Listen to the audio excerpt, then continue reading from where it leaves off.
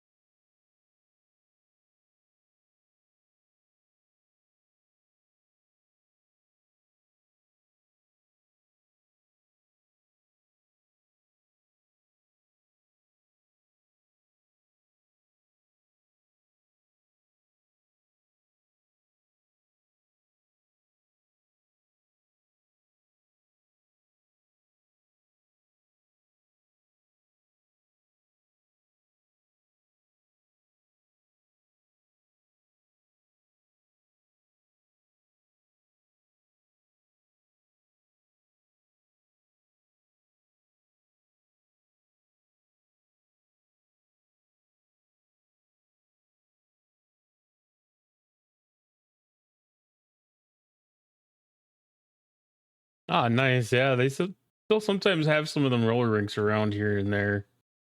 A little bit of a different vibe than it used to be for sure, but still have the experience opportunity.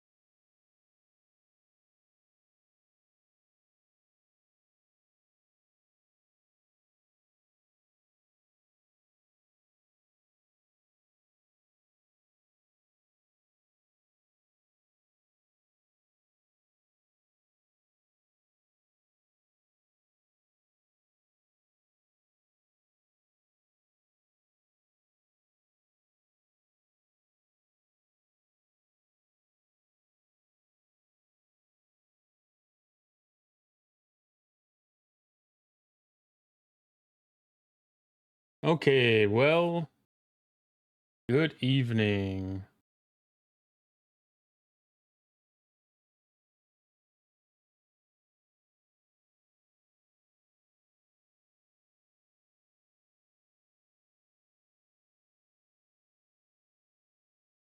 I had to double check to make sure I actually grabbed the correct the correct servers. Happy Incursions Day. Happy Thursday. A lot of stuff happening today.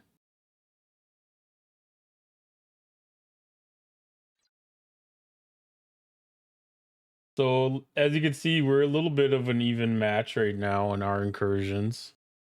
Server 34 is winning over 17. Not by much. Not by much at all. There's a lot of room to turn that around.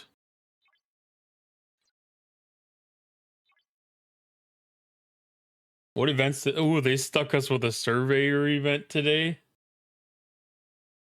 Oof.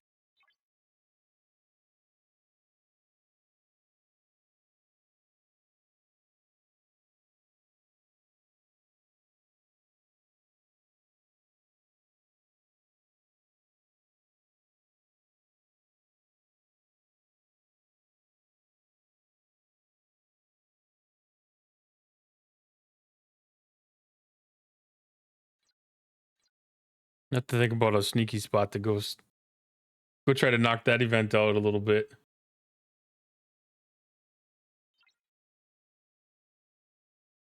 Go find some out of the way system somewhere.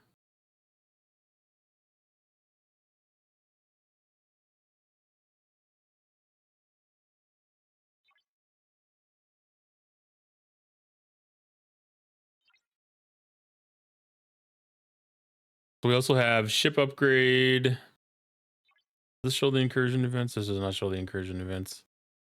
We also have a ship upgrade event today. P1 ATAs.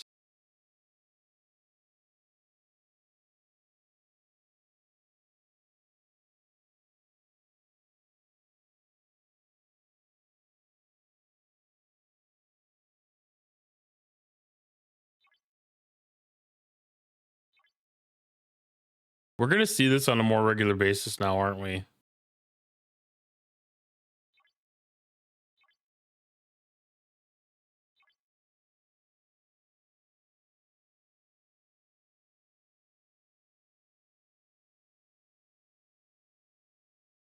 $5,500 points seems like a lot. Like a lot.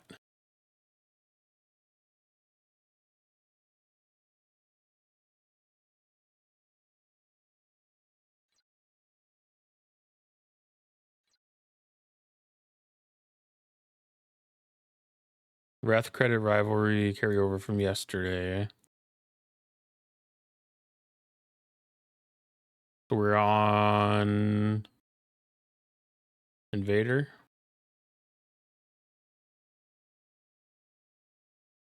Research. Ship XP. Right? Yeah, ship XP. And then we have rating, crossover leaderboard, damage, crossover leaderboard, damage, and then this is the kill ships thing.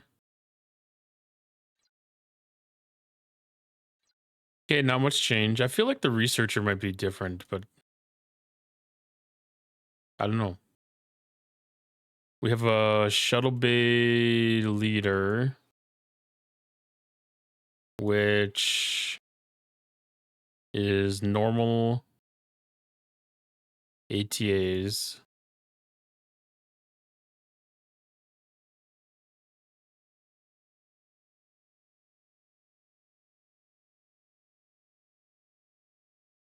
And P1 ATAs.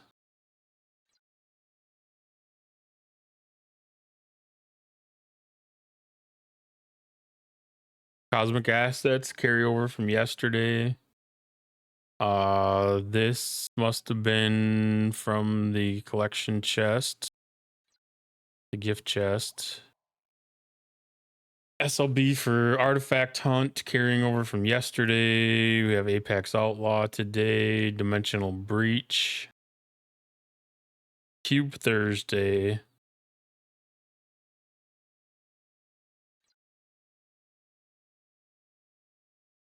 Crucible of War. There's a lot of hostile hunting events going on right now.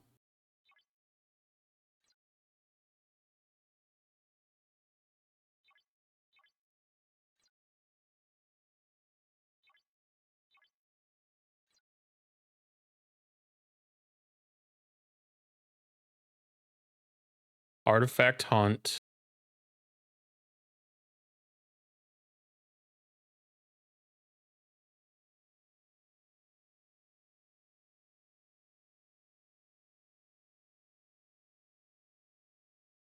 So I have two different artifact events. This is for spending tokens. The other one was for doing the unlocks and upgrades.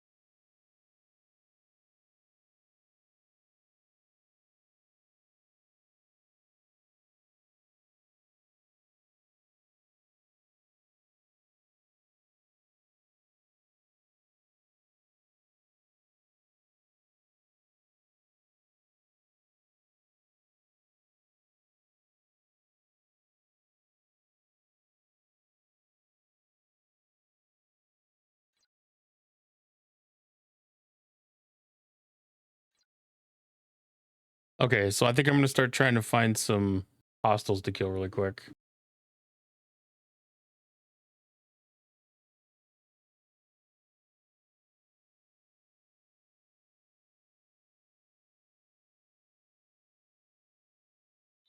Get some of that out of the way. I've got some augment exile things left to kill.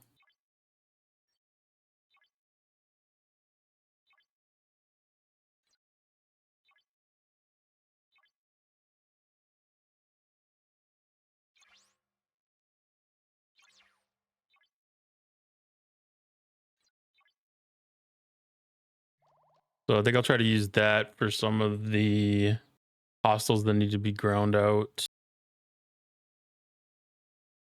And then what do we get for points on mining random crap?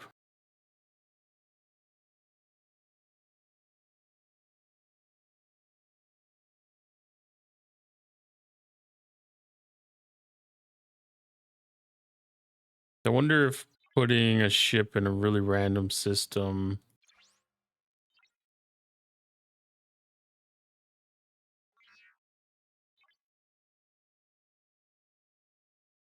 would work.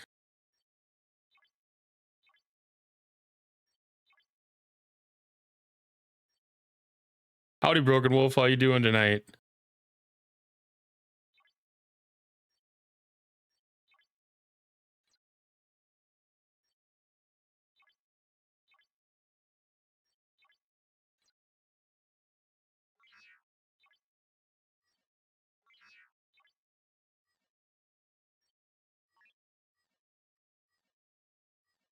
Beaming foams. You know, I look forward to getting the GS31 because I think that's gonna be like a fun troll ship.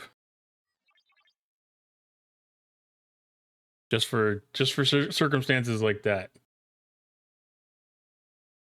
Just being able to roll into a random ass system and just pop a bunch of guys.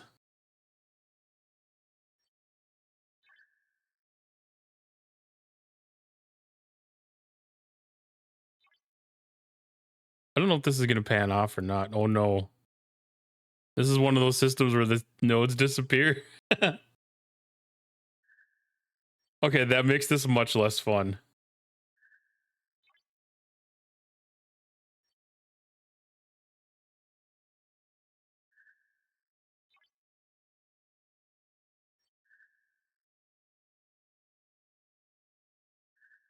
Where's it gonna be?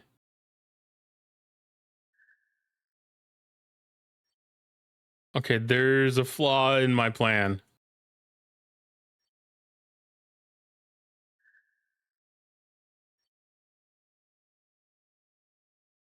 I was like, this is a way to make some points quick, but no. I don't think this is gonna work.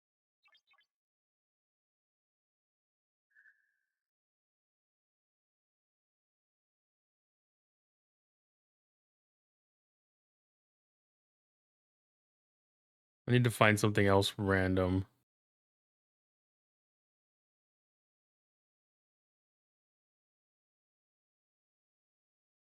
Like just somewhere nobody deserves to be looking.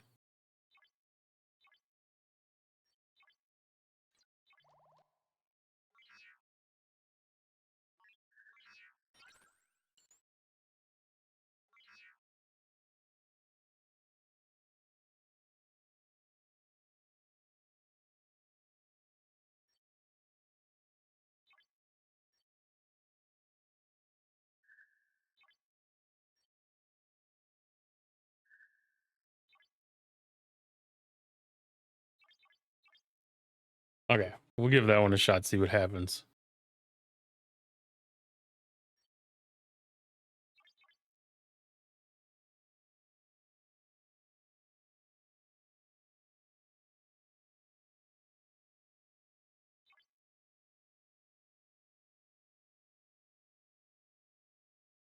A little bit of nervousness with throwing the server numbers in, but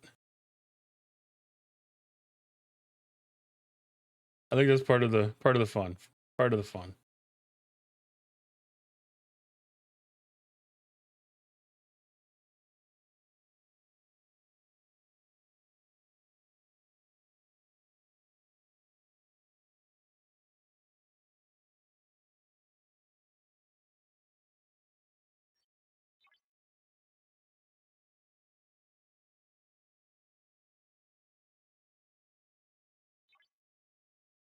Okay, so empty system, surprisingly.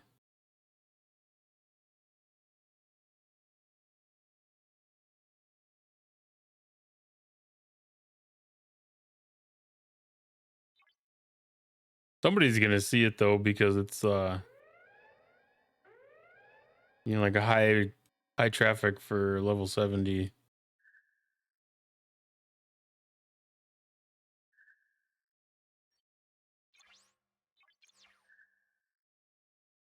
traders.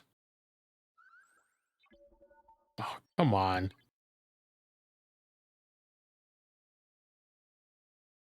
Just when you think you hit stop enough times, it disappears.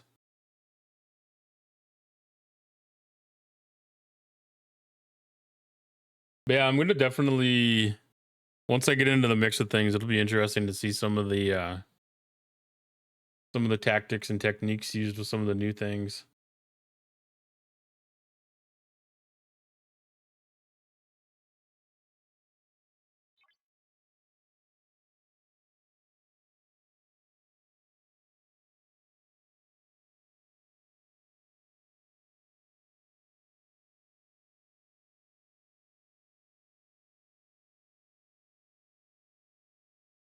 I was even starting to be a little curious on some of the ships. I mean, some of the crews that people are using now with some of the opportunities to advance some of the officers that we haven't really had a lot of chance for.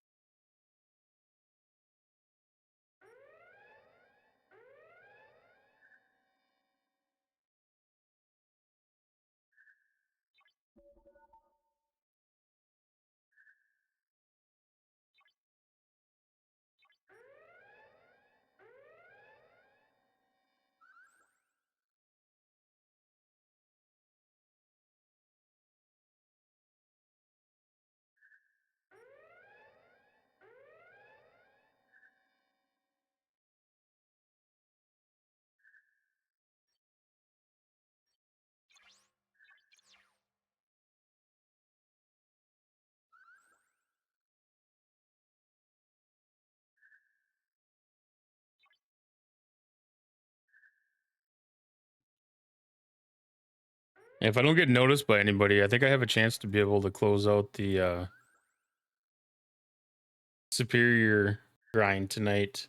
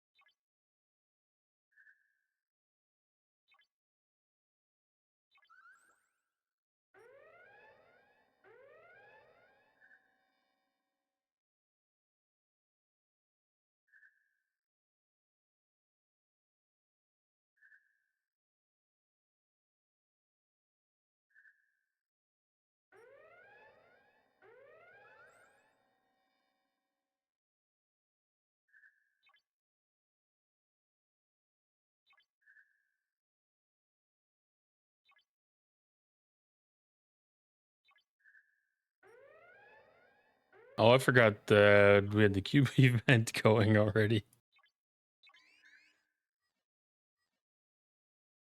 That's gonna be tough to get some of the technological distinctiveness or whatever from in here.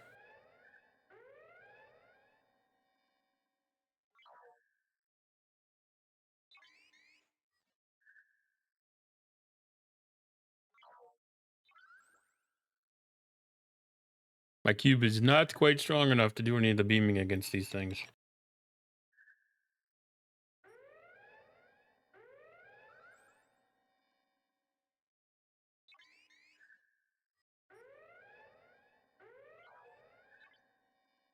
I haven't really investigated, but I'm kind of hoping that the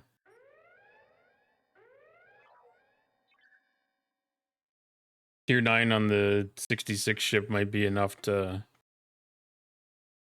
get up there at least. It'd be nice to be able to do like the 60s or something.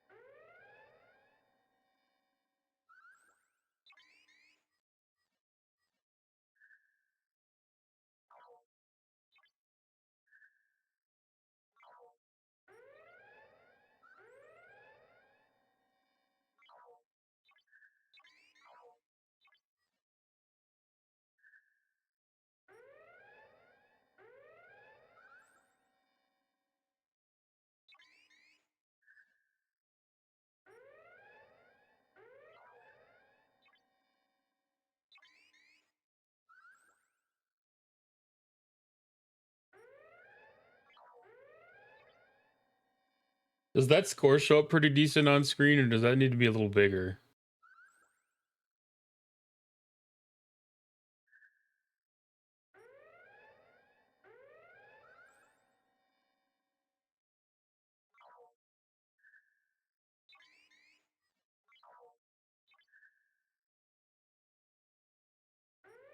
Looks fine for phone. Okay. Yeah, I was thinking that it looked like it was probably about right. It's conveniently placed to, like cover up a little bit of system names. Try to make things a little more difficult. Other than like where I'm at right now is extremely obvious.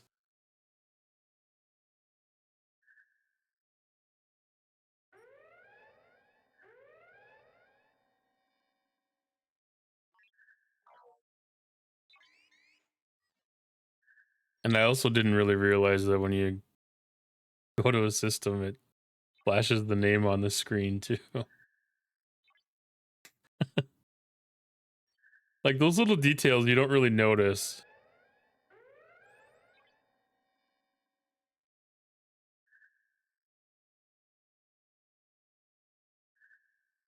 But how's Incursions going for everybody?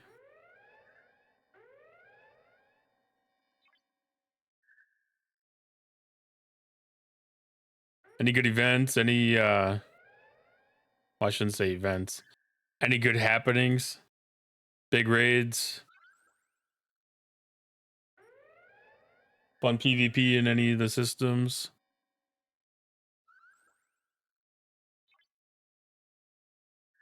I know it seems like we always get at least one system where there's people trying to warp raid and just complete chaos.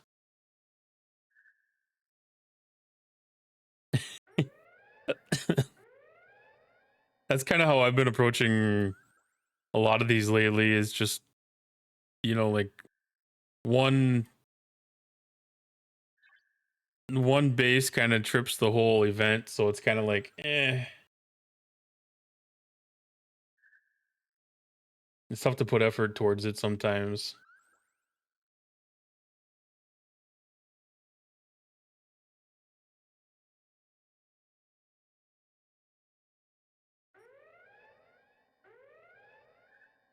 You're on 49.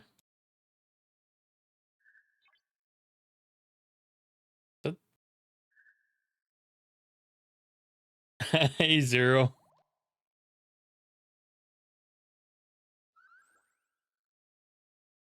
Yeah, 34's got a little edge going on right now.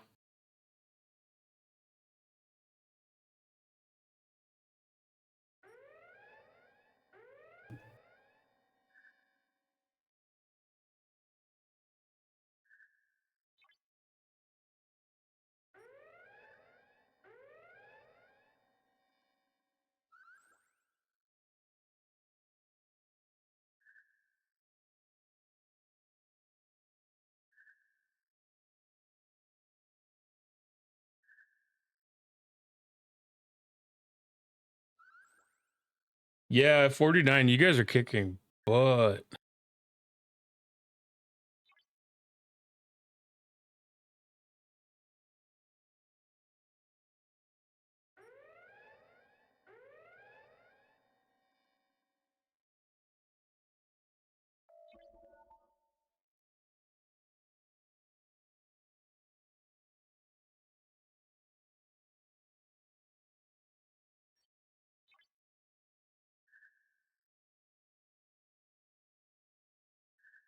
Reva's kicking your guys' butt.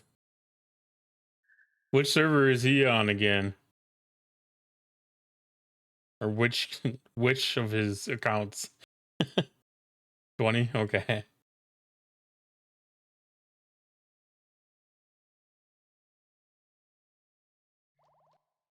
You guys both have some pretty strong numbers there though then.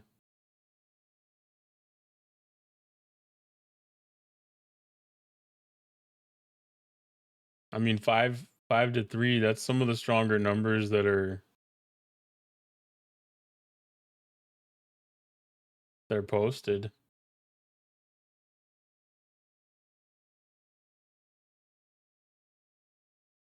Yeah, I wouldn't be surprised if he's got another account on like 15 or 14 or something.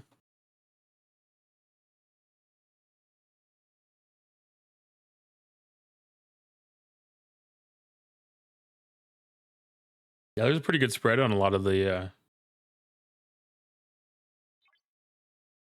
on a lot of the scores.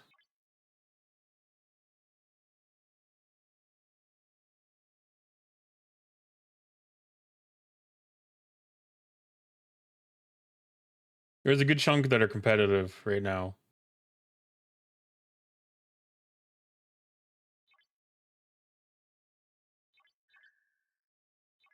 Oh, sweet. Was that Crucible of War finished?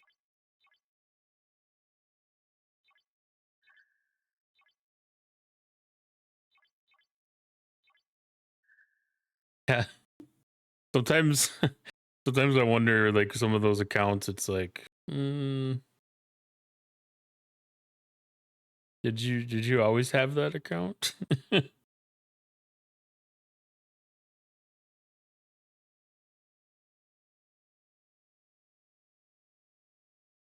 All right, so Crucible of War. Okay, cool. That one did get knocked out. So I think that should give me enough epic to do a double chest pull in the augment faction store.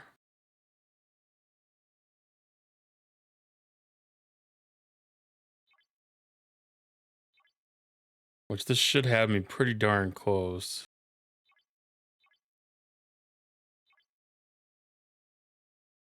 Gonna be about what, 1,000,000 short?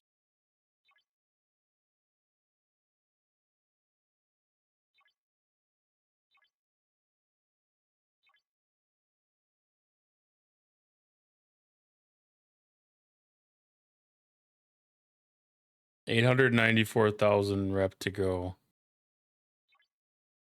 Oh, I can almost taste that. All right, I don't remember if I had any favors that I was trying to save up for.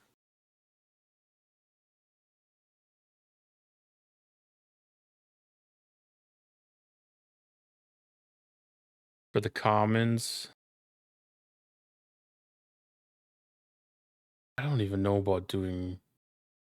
Well, G3, I don't even know why they just don't auto-complete the G3 things for us.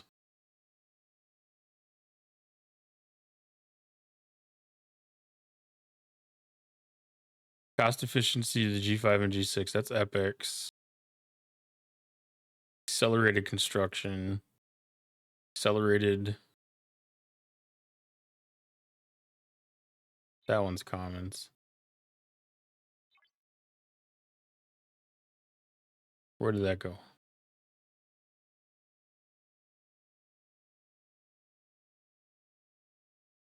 But that's only normal.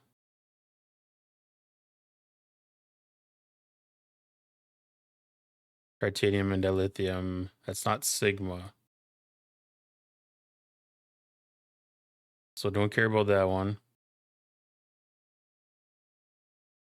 It'll show the previous one. Like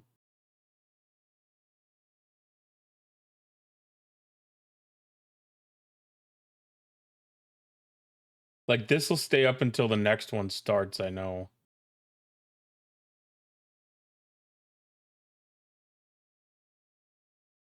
I don't know if it goes back further.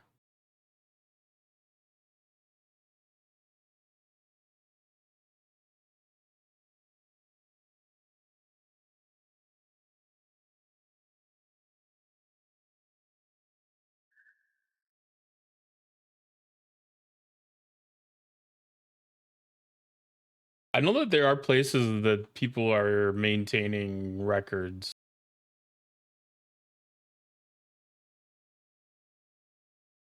Yeah, I was just looking, I was just looking at that too, like on the server page, your server info.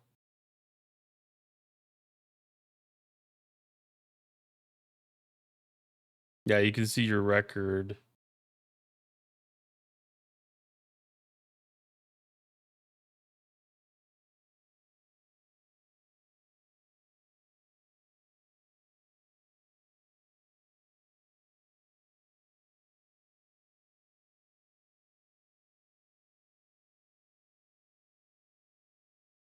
So like I could see 34 here. We have a record of 11 wins and 13 losses. 49, you guys have 10 wins and 13 losses.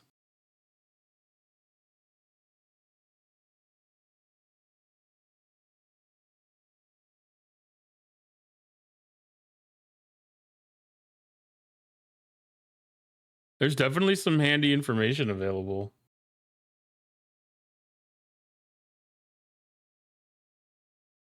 Yeah, 10 wins and 13 losses.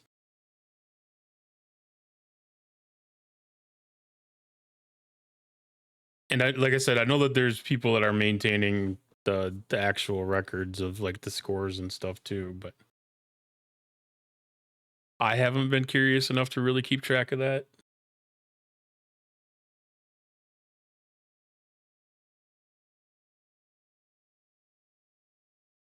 Yeah, I really do expect that too. They already have the server age, so I won't be surprised to see the account age. Well, maybe some people would be a little bashful about it.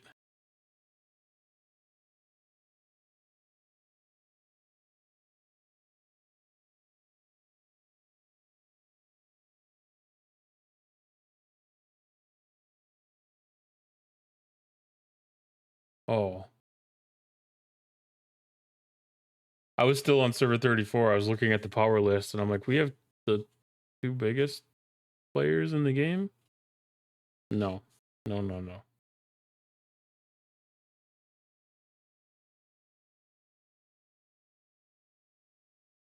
Total playtime hours.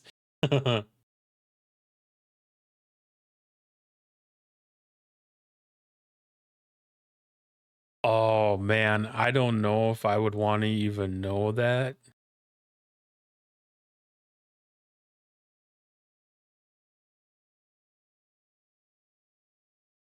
Like that might make me feel bad. But I'd be curious to see that about some people too, though. Other people. I'm not going to spend 2,400 chests on this. I can't do it. I can't do it. 2,400 is so much.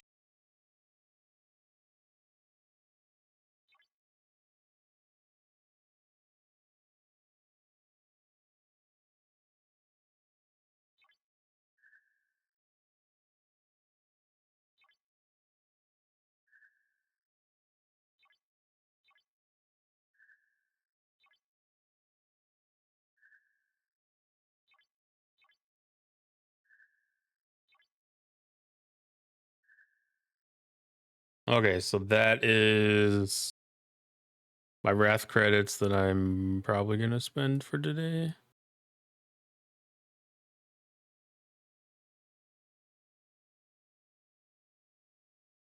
Yeah, I want to definitely. I haven't really paid attention to see what it costs for getting like all the upgrades and all the stuff that comes when you get to superior. So I'm trying to make sure that I have some of it before I spend it all.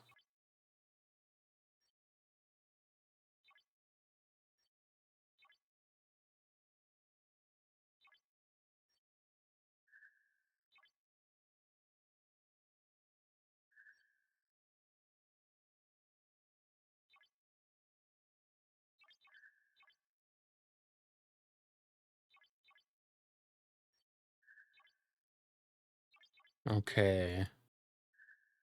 I'm going to make another trip back there because I really want to get that done tonight.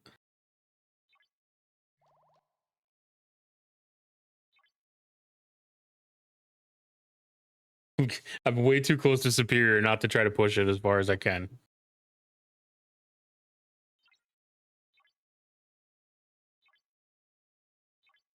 I'll push it as long as I can until somebody from 17 comes across me.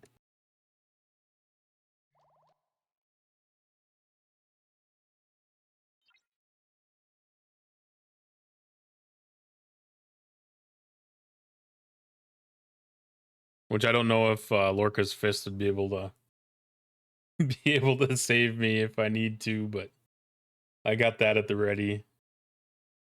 I probably should start. Once I get done with the hostels, I'll start doing the PvP switch over.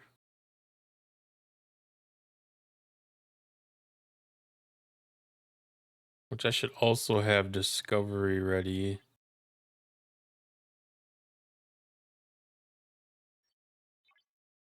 For a quick evac if necessary.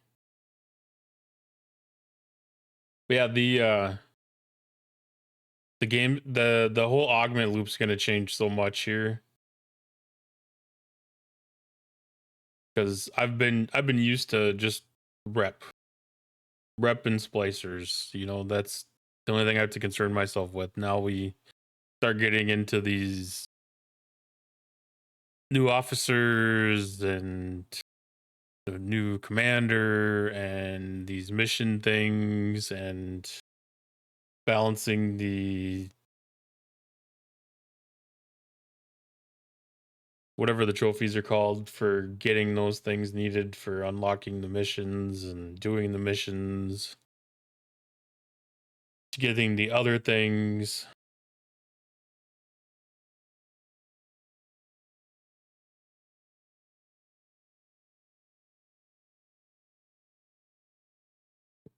But yeah, I feel like that should help the priority one side of things too.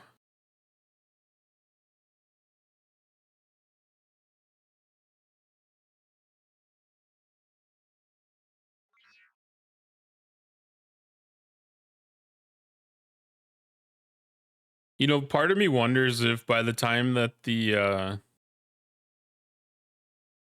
Reliant gets unlocked on the free side of things, if there's gonna be enough left in the loop to make it like advantageous for some of the AFK mining still, other than like just like straight up maintenance type of things.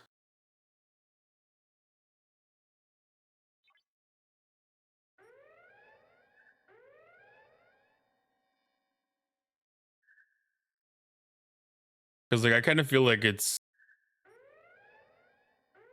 I don't know, like Eviscerators, like almost one of those things where like that ship is struggling to catch up to my level.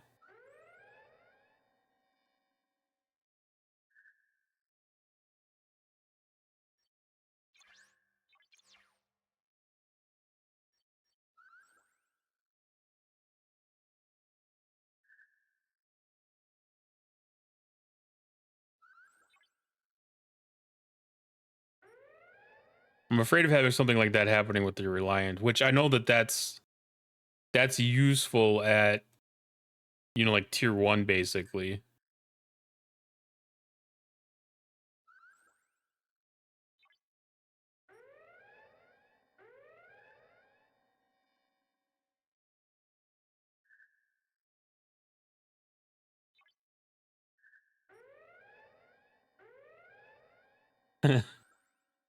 Well, when level 80s are ruling the roost, then they're gonna need the extra tiers. Is the Reliant really 18 tiers?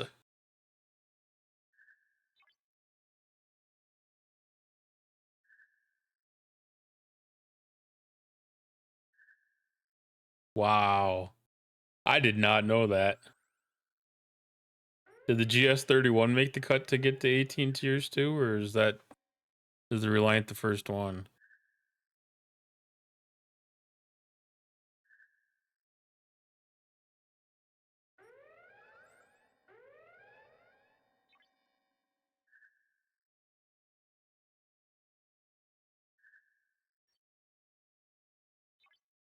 Eh, I guess that one is.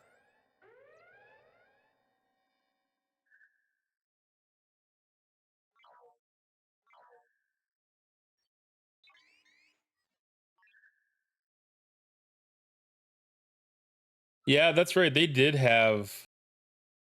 kind of talk about the future expandability that was built into the cube when they released it.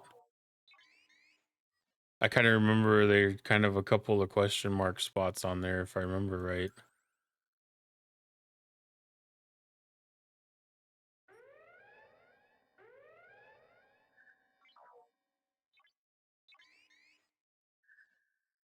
Well, I don't think we would want the Reliant to do the same thing as the cube because having that locked behind ship tiers.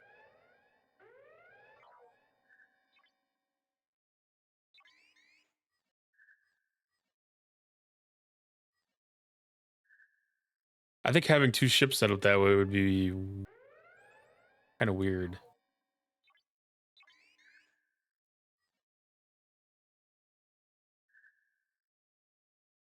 Because it wouldn't have its own unique goal kind of a thing. So, like, you'd be able to do one at the same time as you did another. And I don't think that's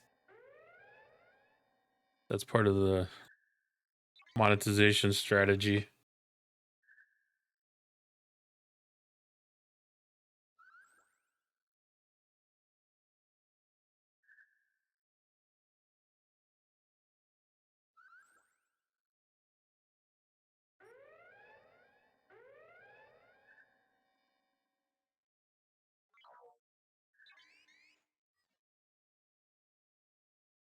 I mean, part of that could be too, like, maybe they're leaving room to expand the exiles past level 70.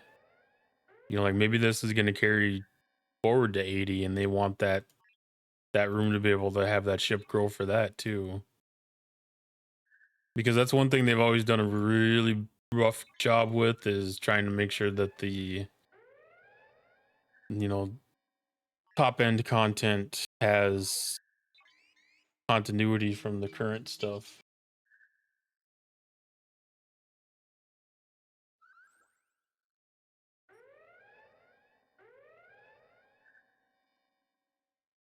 Yeah, because I'm still waiting for G6 freebooters. Like, I really thought we were going to get G6 freebooters.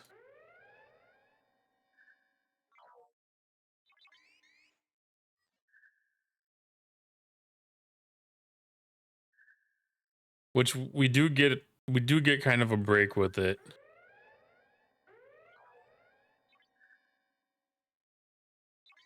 Because we get the punch up bonus, so I mean it's still okay.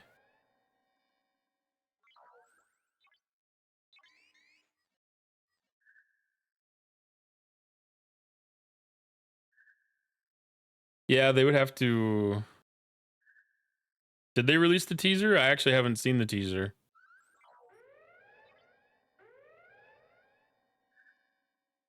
I had a long day at work and I basically came home, made food, and plopped down in front of the PC. I opened up Discord. I didn't really see anything pop through on there, but I guess I didn't look at the YouTubes or nothing.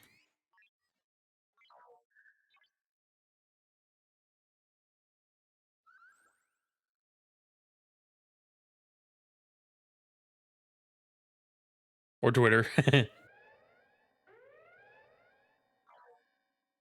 That's one of those notifications that I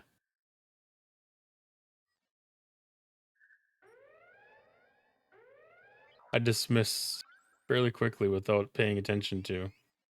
Actually, I don't even know if I'm following Star Trek Fleet Command on there. I never really thought of them as being active on X.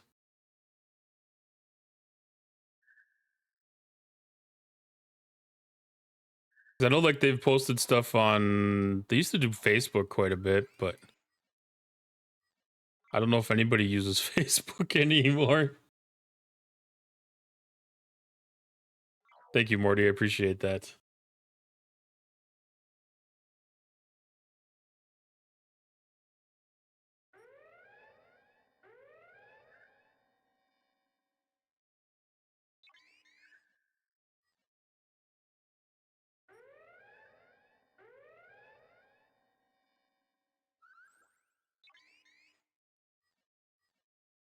Incoming transmission. The galaxy will change forever.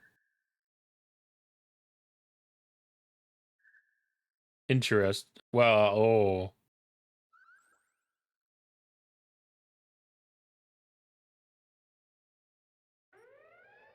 Change forever, huh? That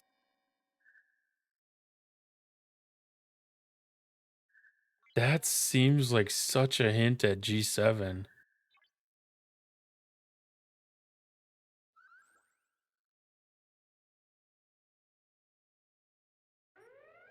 This kind of gives me like Discovery vibes.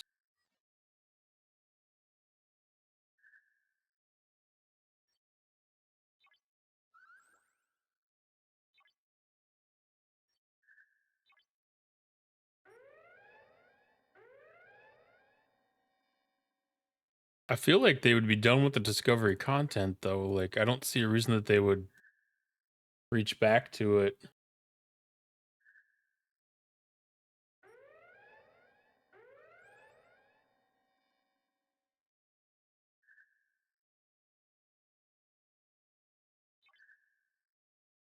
Yeah, Mere Discovery. Because we're due for PvP officers again, I think.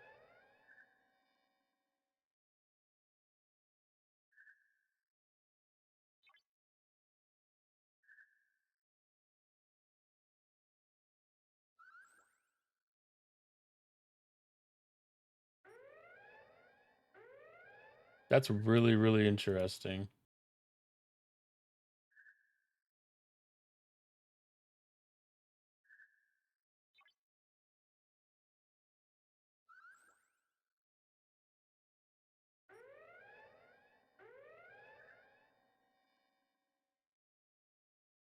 Well, that's what I was thinking about was the burn. The burn is the thing that just jumps out at me.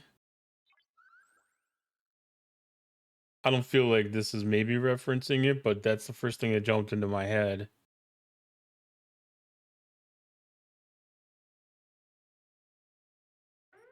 This could also be something related to Strange New Worlds. You know, like that could be like an episode 1 type of thing.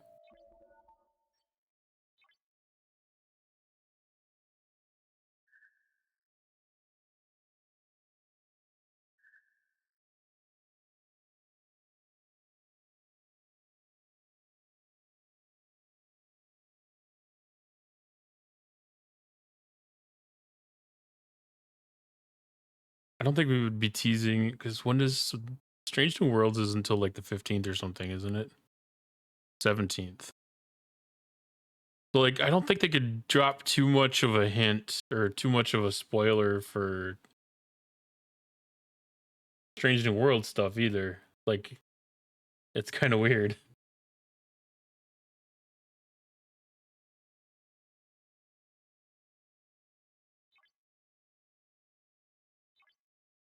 Transformers. That is the origins of the Allspark.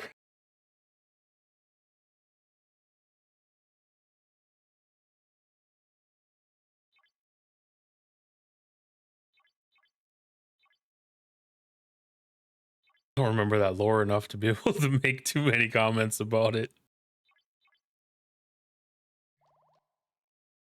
How close did that put us? Another halfway? That's 300,000. So 2 more trips.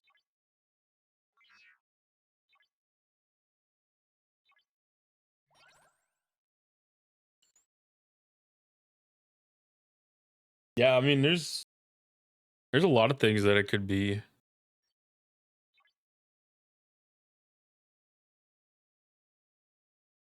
Crystal Crystal Road. I mean that could even just be a brand new resource for mining.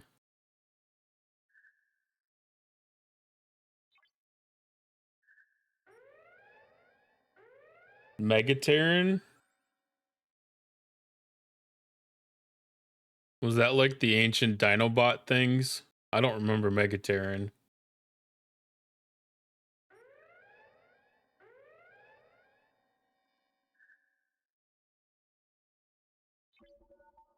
That actually killed me?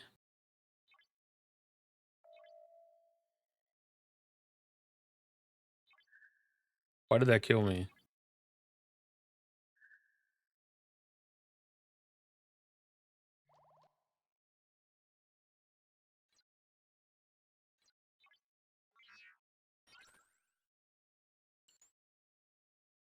Oh, because there's 30% chance of death. Enterprise in return.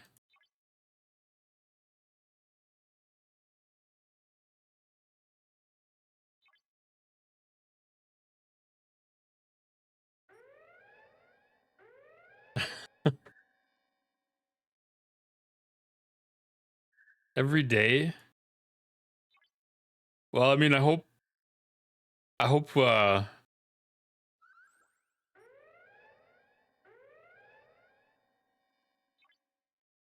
hope it's nothing too really bad.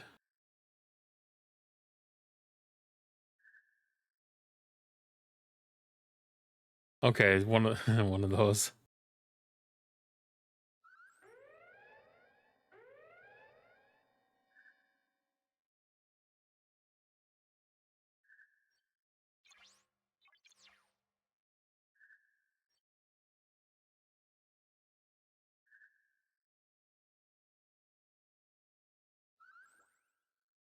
I've been very fortunate. I haven't had anybody in my life that's in that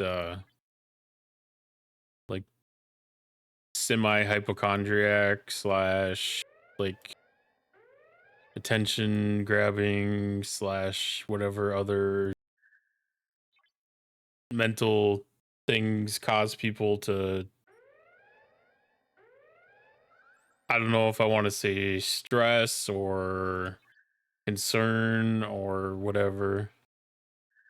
Therapist would definitely help. I mean, any kind of professional attention can help smooth things out no matter what it is.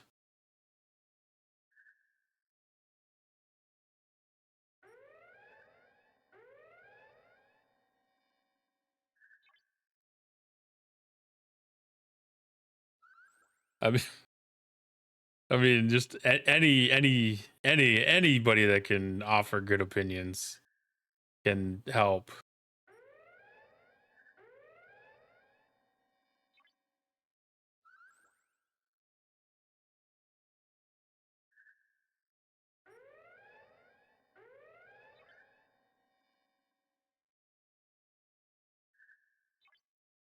Like one of the guys I work with, he's got a pinched nerve in his neck, and like the first time that it really started affecting him, like his whole left arm had gone numb, and so he got a little concerned about that because that's one of the signs they warn you about with like a heart attack or whatever.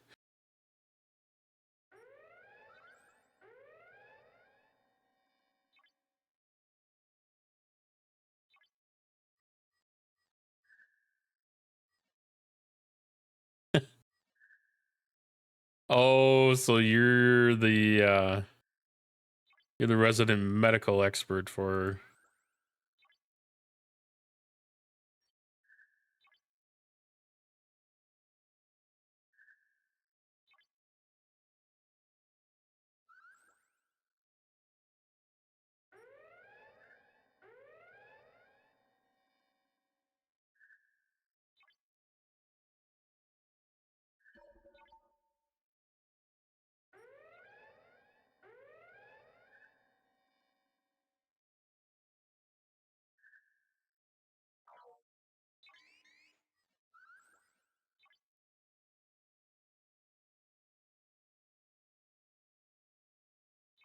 Yeah, yeah, exactly. I mean, it's one of those things like there are certain things worth taking risks on, but your heart attacks, you really can't sleep on that shit. Like if you have any doubt, you have to go seek the worst case scenario and take care of it cuz time is important for that shit.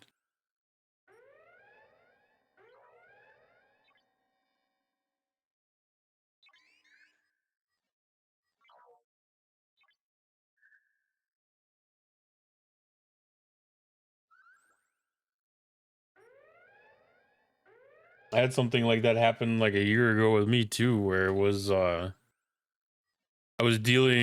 had slightly elevated blood pressure and slightly elevated blood sugar, and it was my body was feeling abnormal in a way that I wasn't used to feeling. And it was like 8 o'clock at night or something, and the only place open around me is emergency room, and I'm like, I don't think this is an emergency. Then it's like, well, crap, I just need to get it figured out because I didn't know if that was something worth waiting on. Which ER wasn't too busy, so I didn't feel like I wasn't putting anybody out, that needed more help than I did, at least.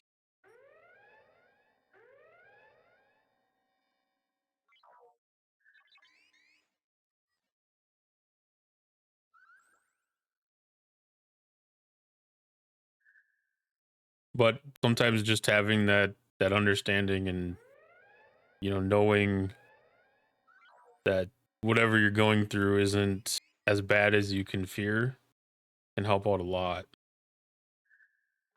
because you get anxiety and anxiety causes more reactions in your body, and it causes a spiral.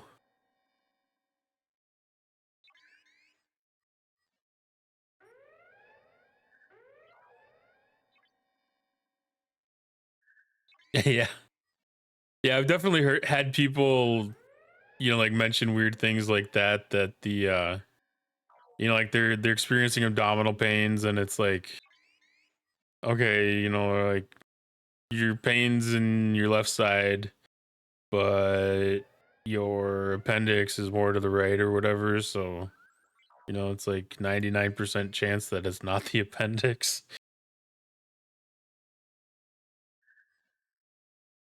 Yeah, yeah, I mean, that's the thing, like your mental state will override any sense of reason or wisdom that you have over anything. Mental health is important, and then just peace of mind.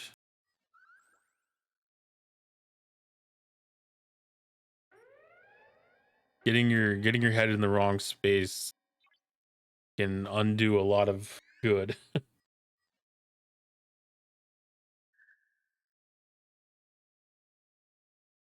They're just drunk. Some days that liquor hits you different than others, I know that.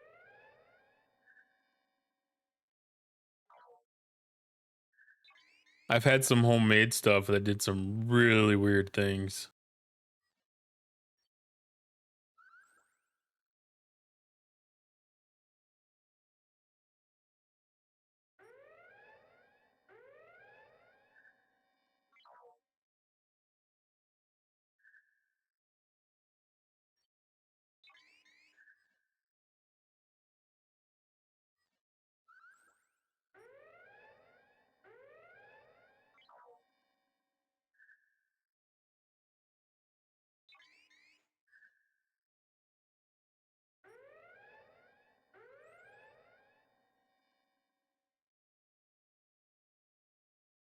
Yeah, 3 drinks if you're not used to it and on an empty stomach, that'll mess with you if you're not used to it, for sure. Like, even if you are like a pretty regular drinker, empty stomach can get you there. Holy crap, that is so close.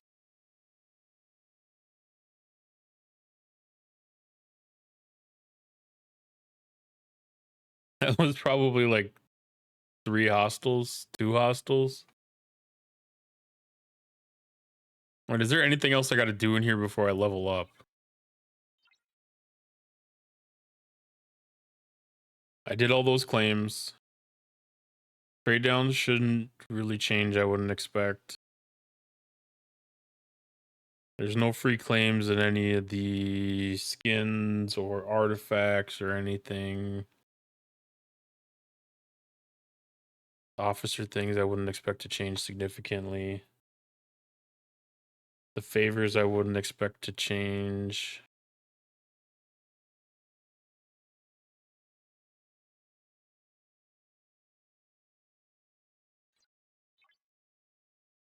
Yeah, I usually do that. I'll go down to like the 56s. But I'm trying to restock my epic because I just spent it all on my double pull.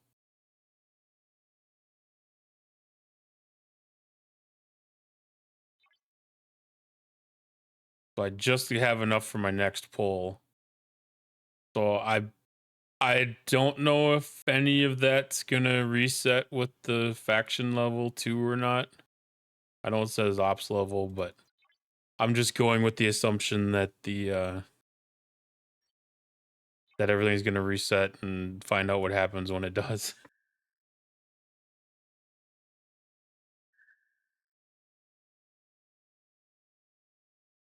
Puppy's first 4th of July. Fireworks going off and she's barking at them, tried to cuddle with her, but she ran under the bed. Well, hopefully she doesn't get too freaked out. I'm on 34, which I should reset the score. Stop moving very much.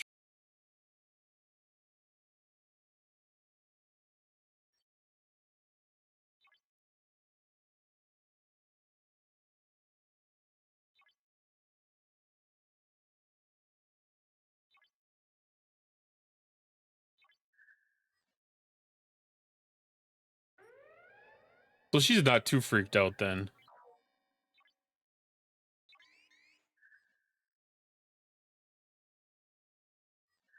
And that's one of the things that they always put up on the news is articles about that. You know, like ways to keep your dog or your pets from getting too freaked out and stuff. And that was one of the things that they mentioned was to get like one of them Pong toys or whatever and put peanut butter in it and let them go to town with that and try to give them the association of, you know, like the Pavlovian big booms equals treat kind of thing.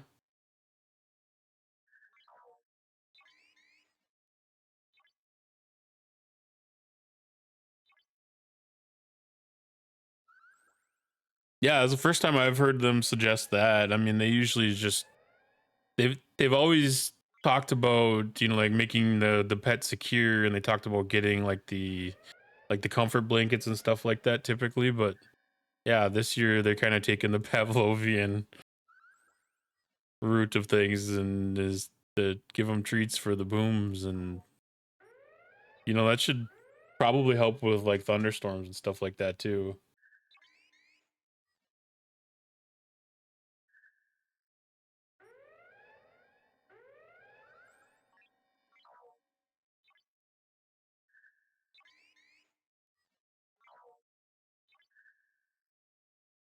Yeah, it's I haven't really heard any yet, but there was some going off last weekend.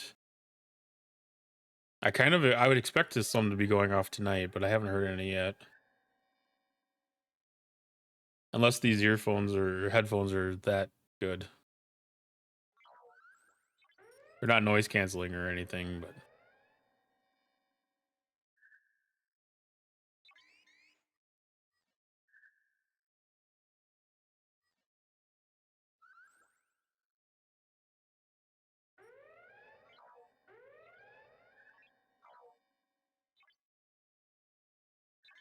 I also didn't look to see if there was any fireworks shows going on in any of the nearby communities. I don't think mine was having one, but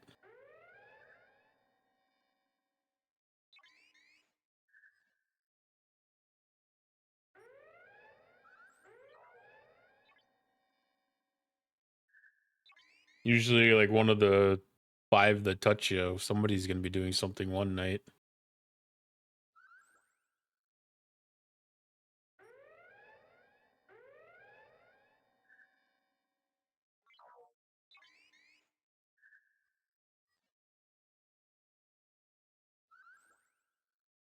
We've been kind of dicey on the weather. They weren't really certain until like yesterday to give us a strong indication that the fireworks should not be getting rained out or anything for most of the stuff in the area. It said anything that does pop up is going to be super spotty, and it would be a game time decision.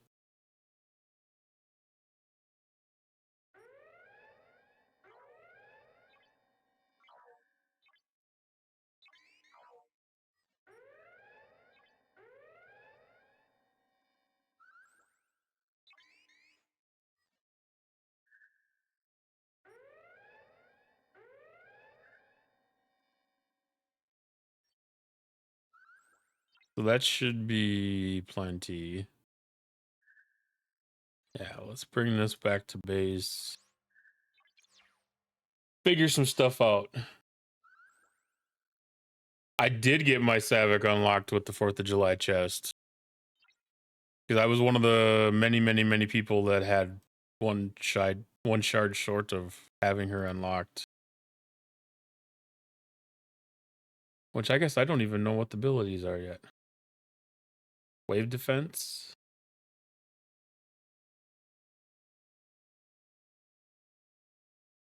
Isolate cascade.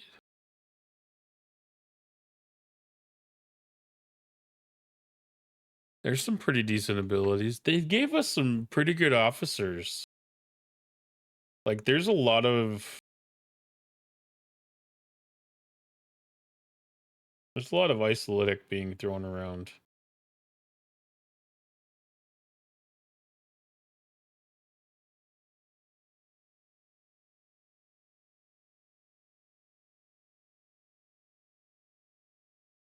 Yeah. I don't know who I would specifically trade out because like it's a pretty decent balance.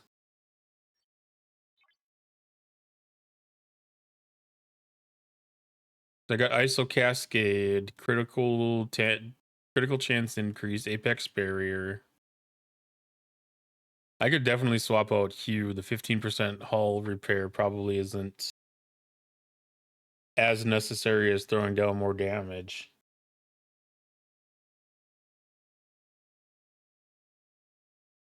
Happy time zone.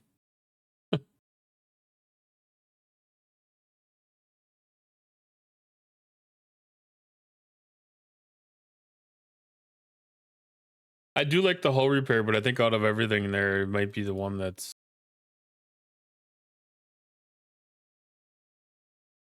least useful. It'd have to see what it does to the round count.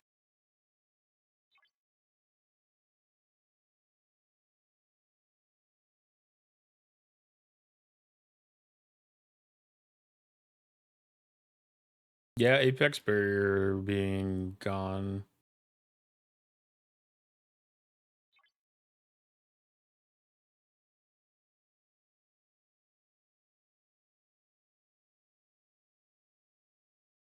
What am I getting restored?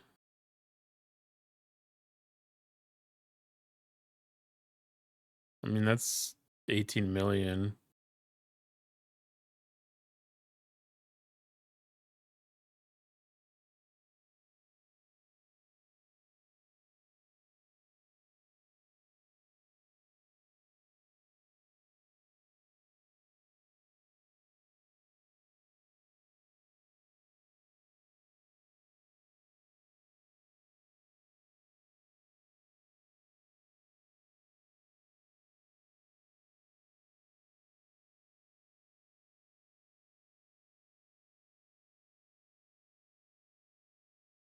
I don't need.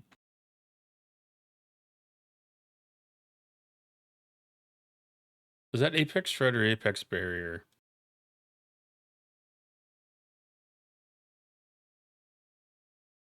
Apex Barrier. I don't need that. I don't need that double shot of Apex Barrier if I've got Anorax up there. Then that would be a good swap. Because if I'm taking 0 damage here,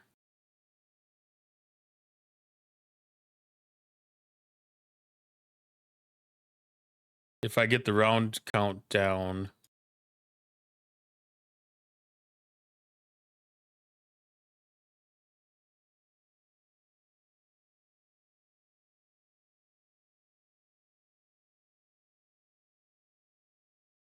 If I get the round count down, that should net me a benefit.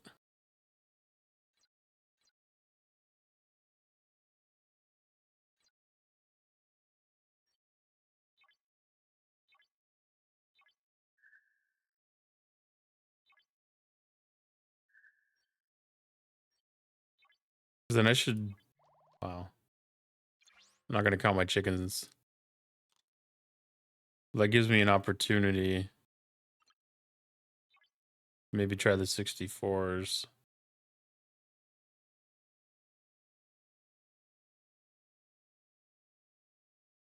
She's on the ship. She's rank 3 right now.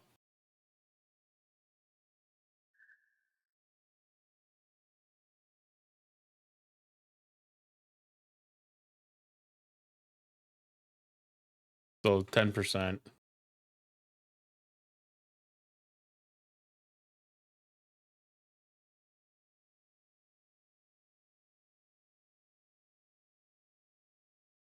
I'm not gonna lie, SNW Pike has been way underutilized by me.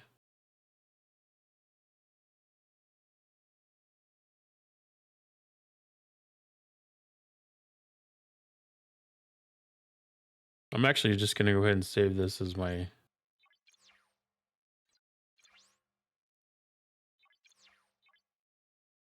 preset. Okay. Faction things.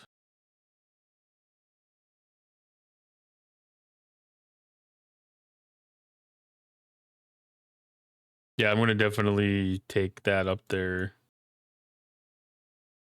All right, so we get the unlock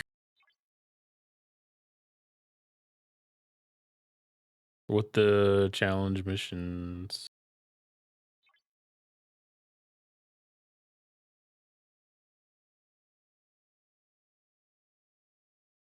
I'm nervous for some reason. Is that all it really changed? That wasn't that much. That unlocked. That unlocked those two.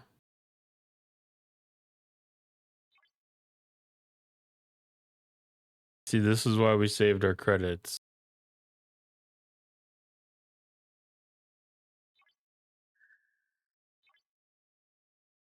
Double down on the Joachim affinity. I hate that it goes back to the Federation.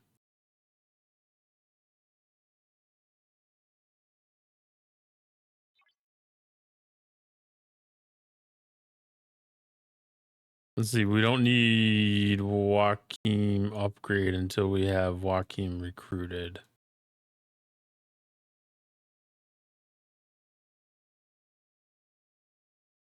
Yeah, I definitely feel better about not getting sent to the pay store. All right, so this is challenges again. And none of that looks changed.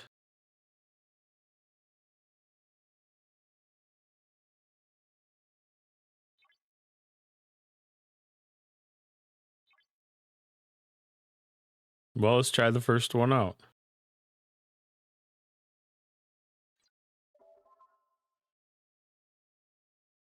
One of Khan's champions has been detected in close proximity to our station. Red alert.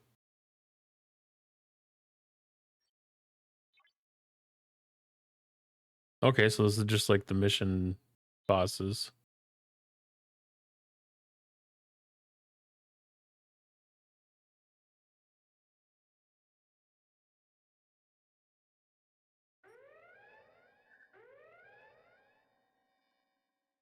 Crucible of War points. We should log the battle report in our station's archives for future reference.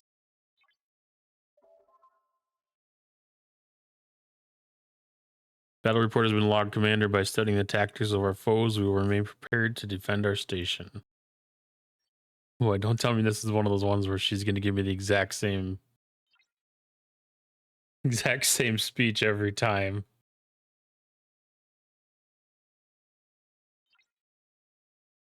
Did we get any new items from that? No. Just more trophies from when we were there before.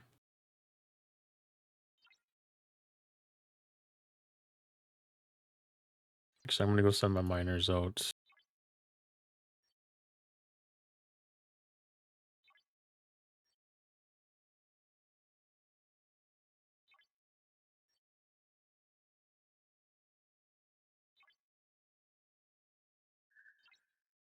And then I created like as a accused trial. Not accused trial. Faction.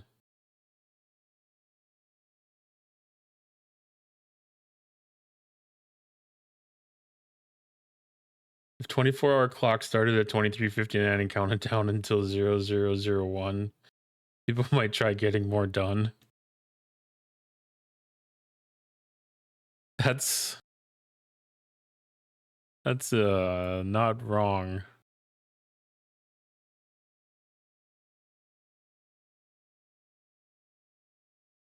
So do these refresh every day then?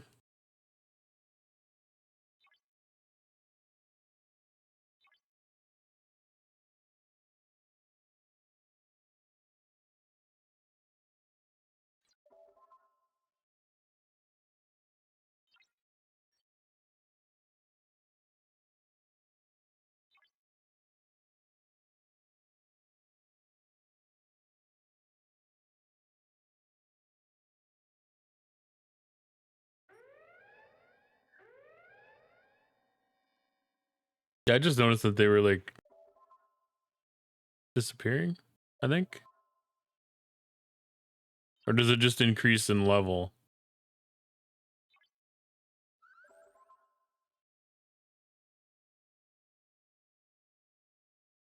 Claim a champion bundle from the Augment faction store.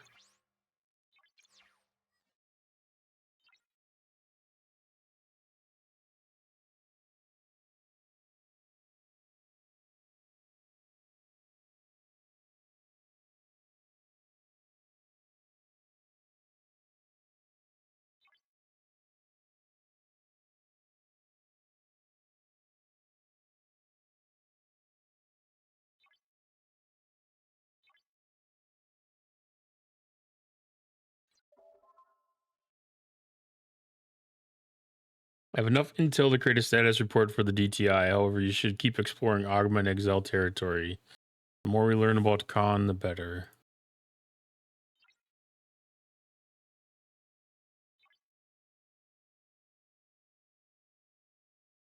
Oh, they disappear until they're complete.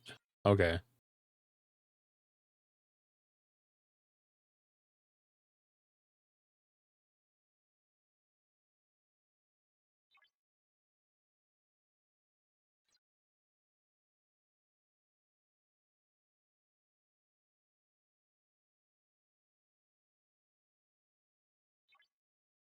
So like I'm probably better off to go against like the highest level that I can defeat.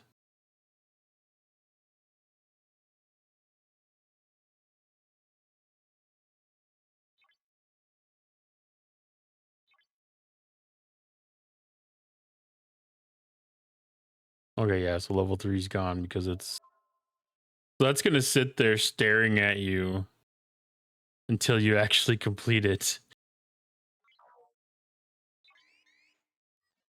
Haunting you.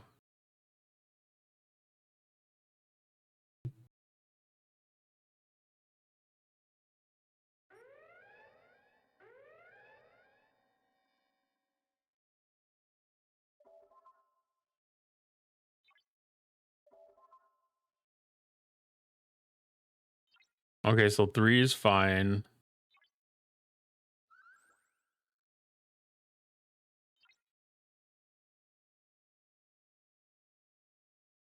So we try 4. I thought it was one of those things where you did all 5 of them and like it refreshed every day.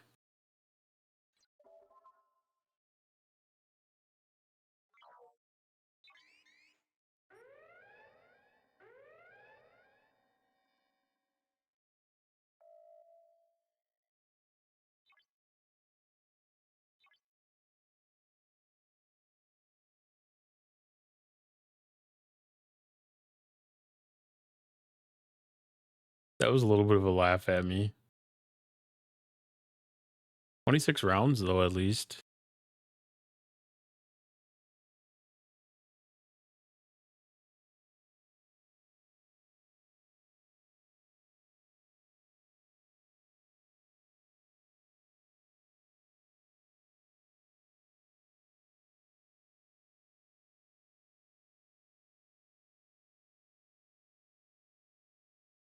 Yeah, I was just wondering about that because I'm crewing up as if it's an augment exile.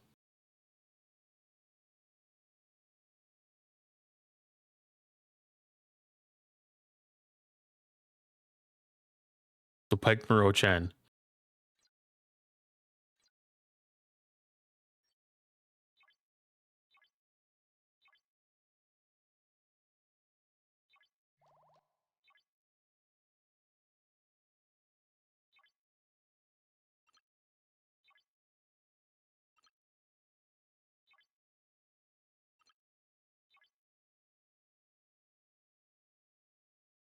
And all the ISO and crit boosting that I'm doing down there should still be good.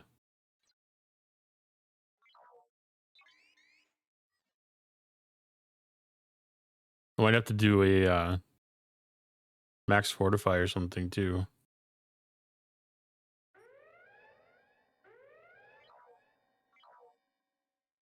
That's significantly better.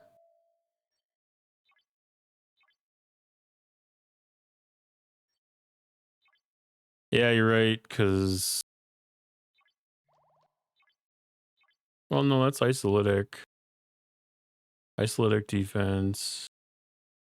Isolytic damage.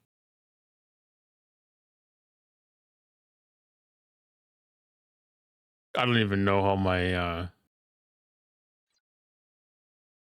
commanders are set right now.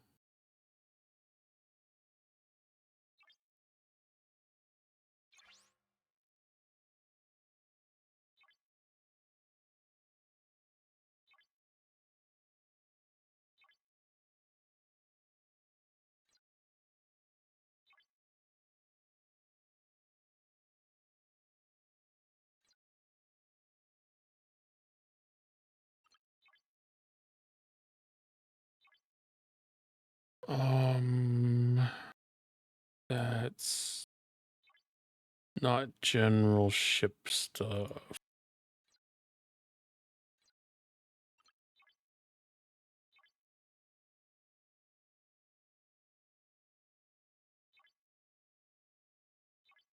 Get hull health off of her.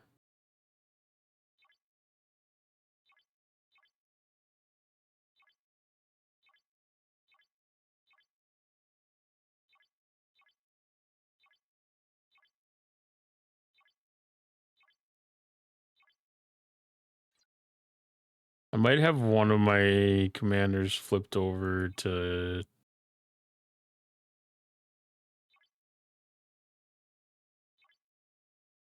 Explorer stats.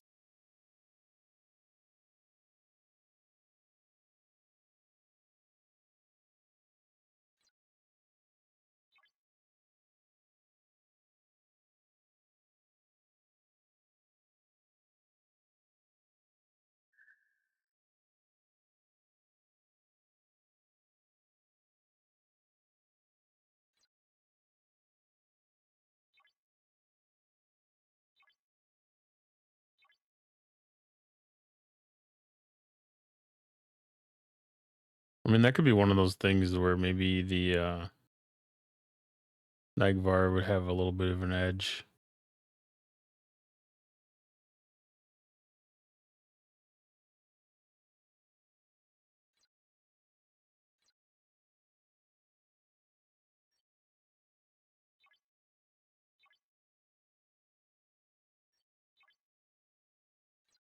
Some of that faction-based research.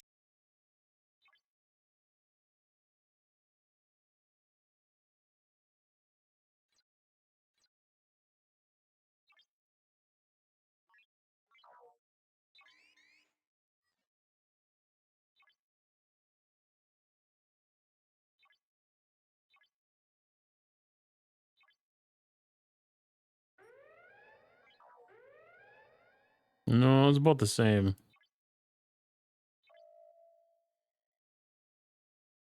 You might have done a little better. You did a little better.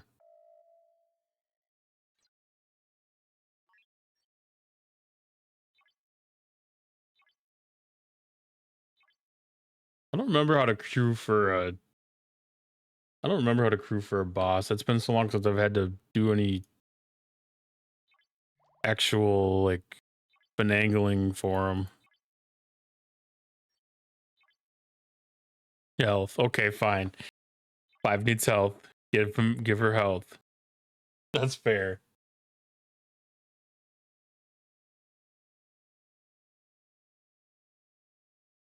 But it feels so weird to get rid of the isolytic.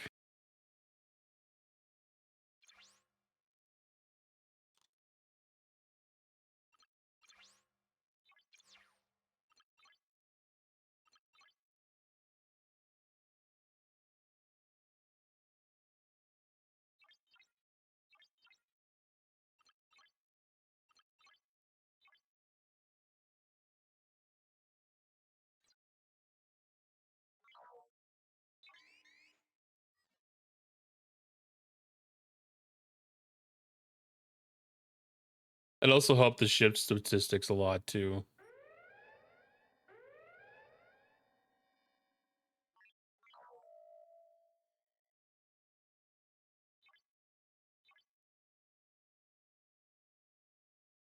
That was a little bit better, but not significantly.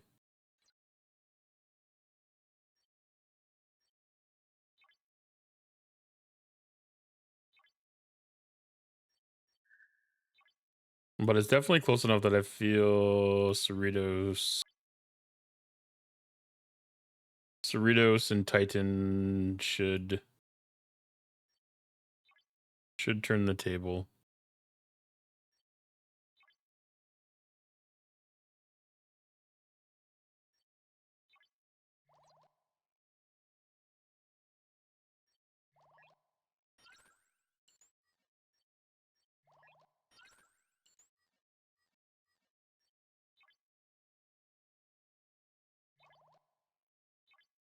I might not even need to max fortify.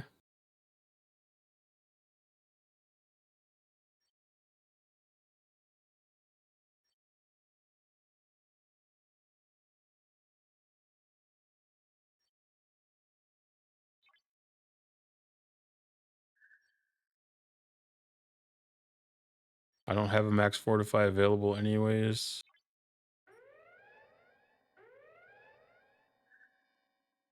Yeah. That's how we tip the scales.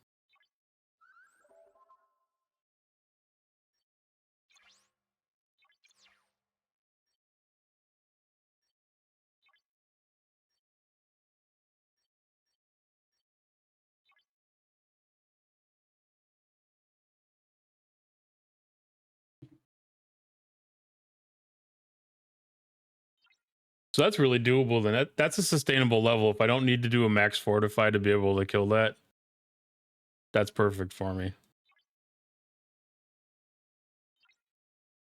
Like that might have even been good with just Doritos boost.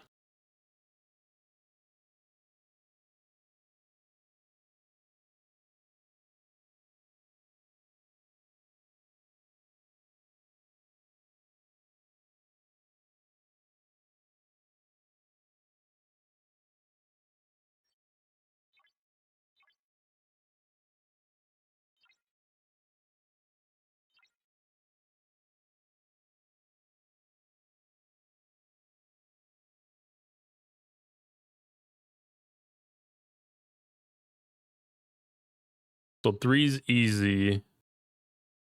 4's borderline.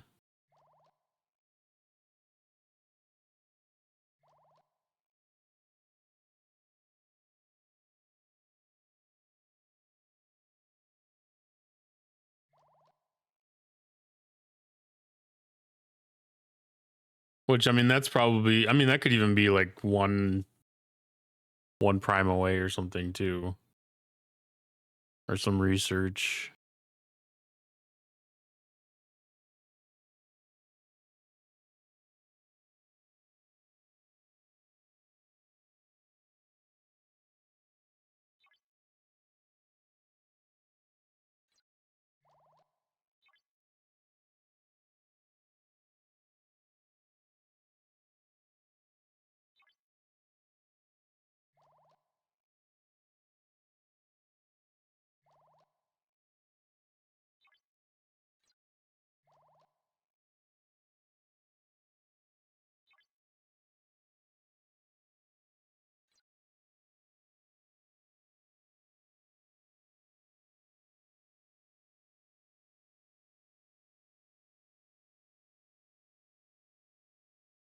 Okay, so right off the rip, I should be able to unlock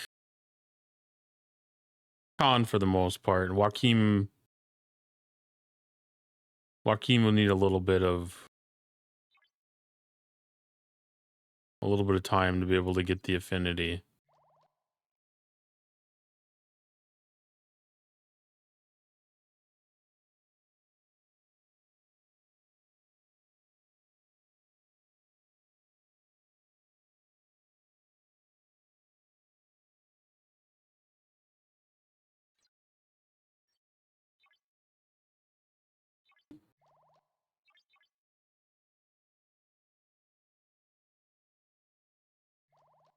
So let's send this off to try 60. Well, I need to reset the cruise back to what it was.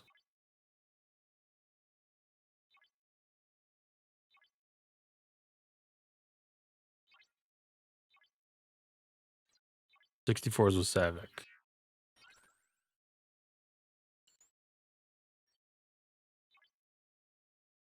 And then I saw a system glowing.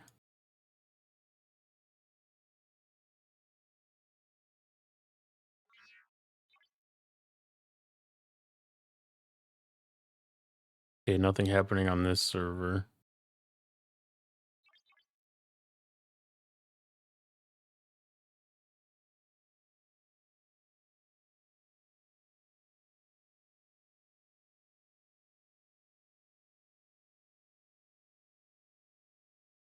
It gets disappointing because even sometimes I'll jump over to the other server when I see a system glowing like that, and there won't even be anything happening on the other server. Like, I feel like when Incursions started, like, things would be happening on one of the servers. So if yours wasn't having anything going on, you'd be able to jump to the other one and catch some action.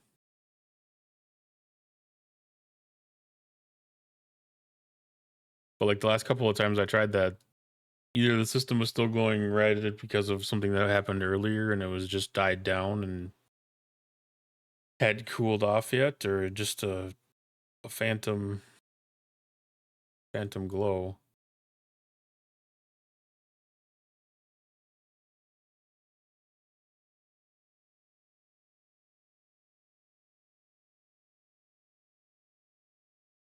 '17's making up a little bit of ground.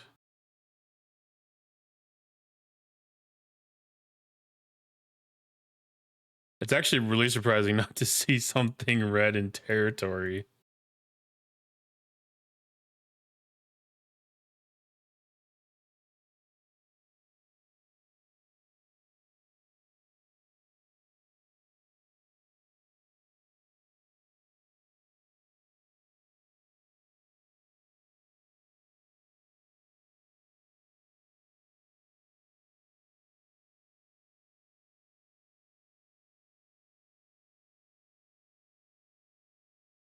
I don't know if we've ever really had anybody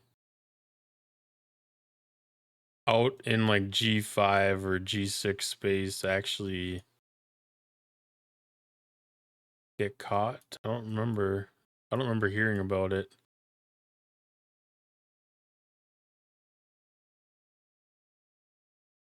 Don't even tell me that these have people just farming.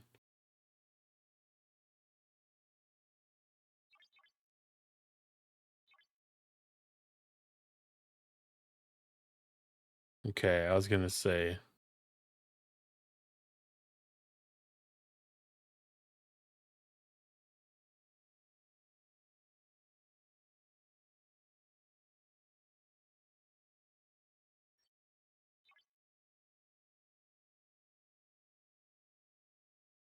Well, there's a 70 here, so we can try that first.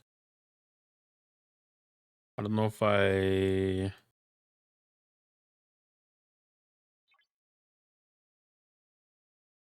So it brought me down to 6.77 last time.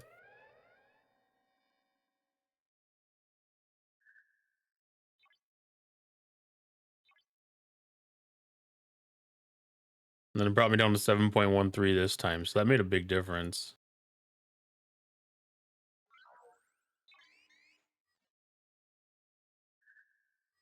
Because before I was only able to do 264s.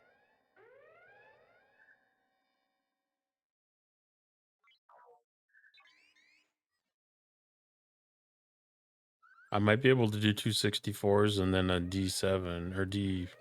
I can't remember what the hell those things are called.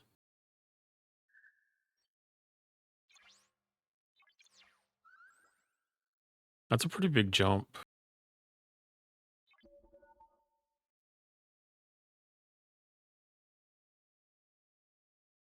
Because that means that I should probably have a 50% increase in the number of ships that I can kill in the 62 system.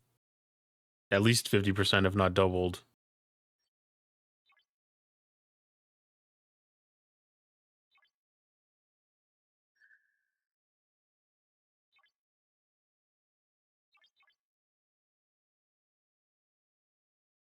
Yeah, Salvix should be making a huge difference.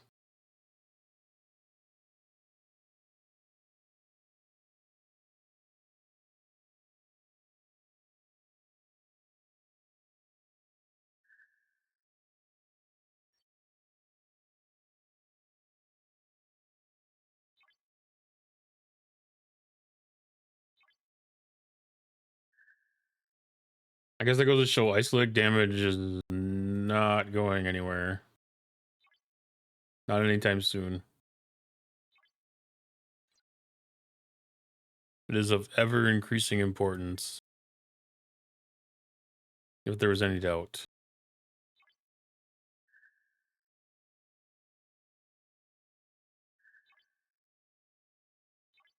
Okay, so success.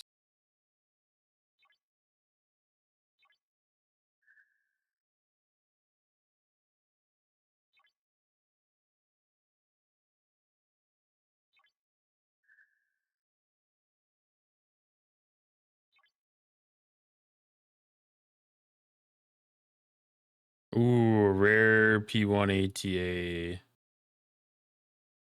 Oh, they want Neelix.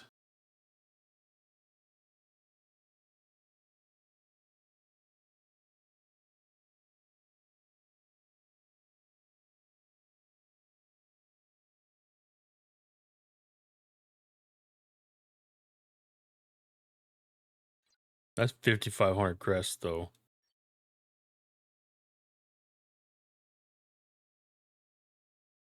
This will actually be the first rare that I'm going to start.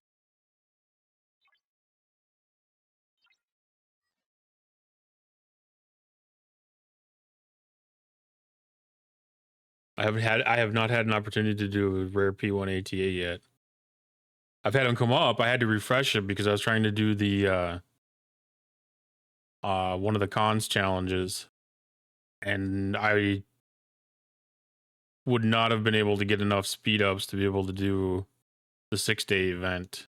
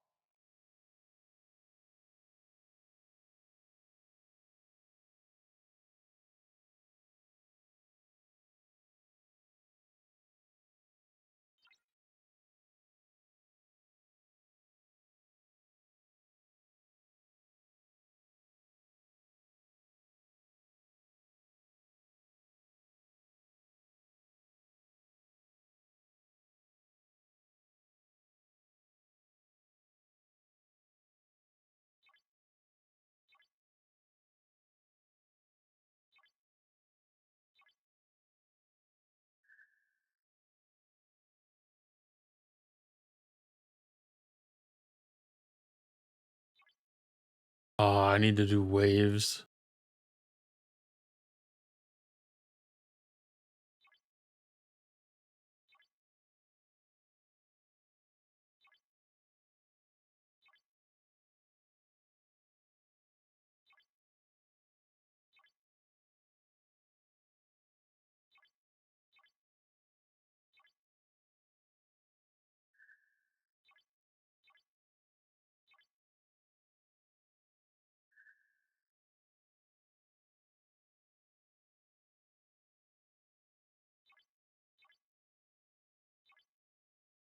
I think I'm gonna be able to have enough for one of the DTI favors.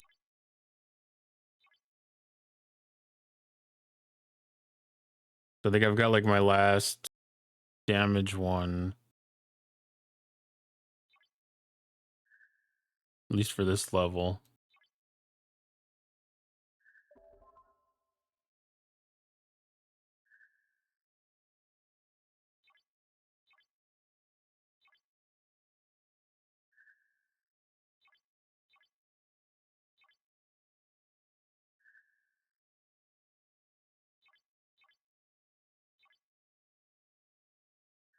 So I could start consistently hitting the 66s with confidence.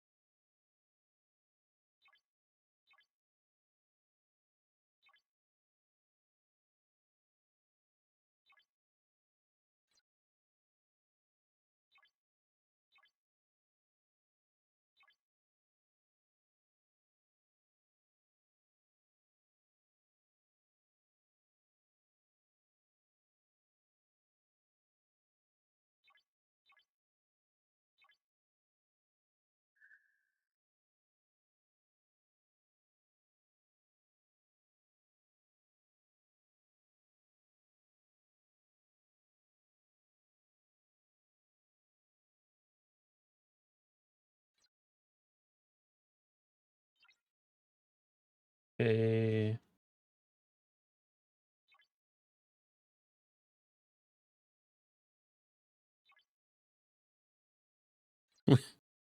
We've almost got all of our stuff that I need to get done here for Master Surveyor doing Tritanium.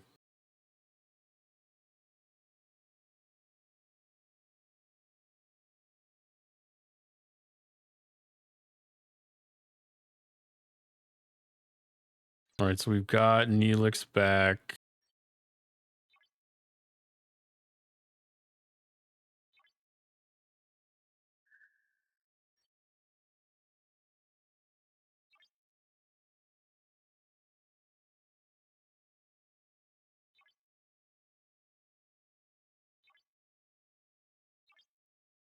What do you mean, officer busy?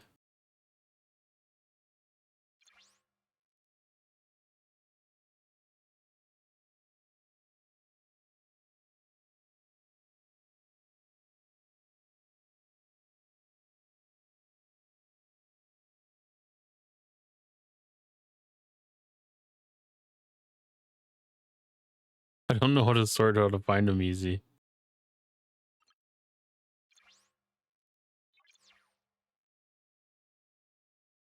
Okay, so they just won't automatically rip them off the ship. I'm okay with that.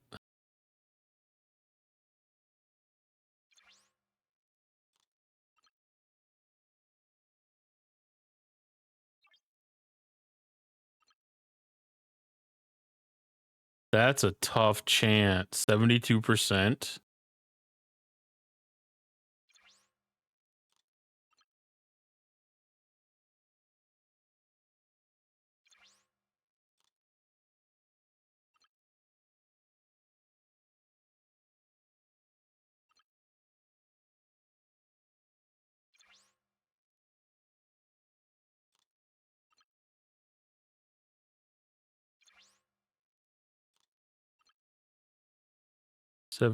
%.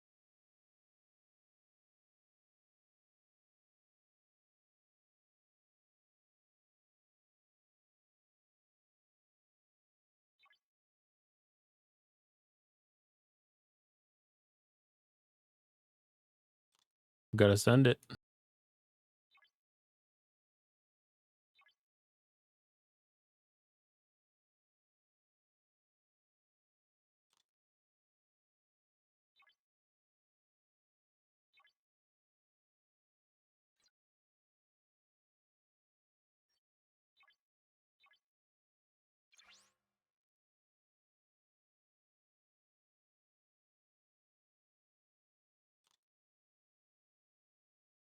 So Neelix is gone. I'm just gonna throw Torres down and knock out some Romulans quick.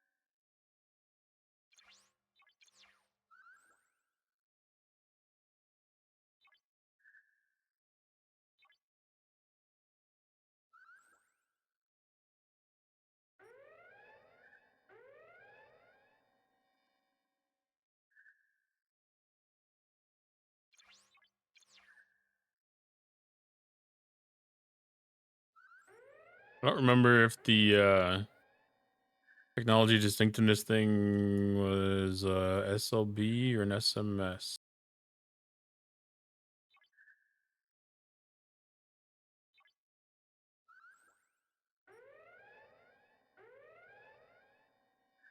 So I think I did the SMS already. So the rest is SLB. Yeah.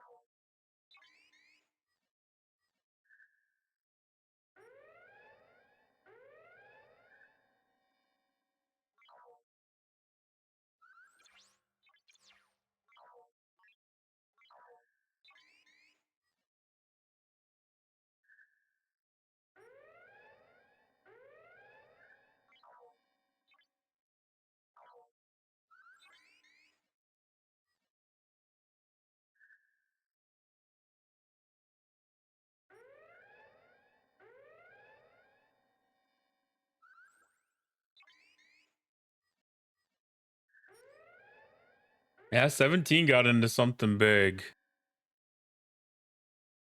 Or something decent at least.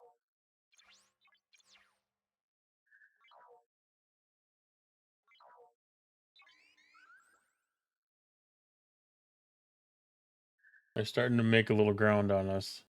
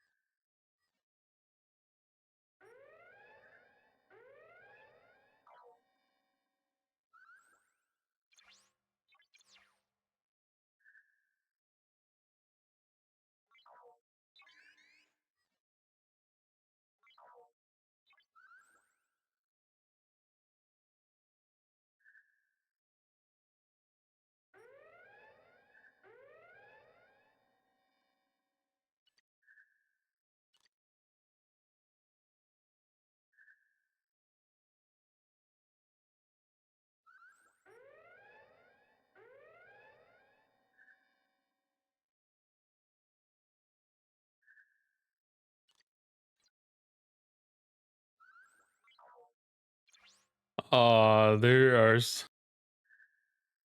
there are some people that aren't even aware that it's incursions.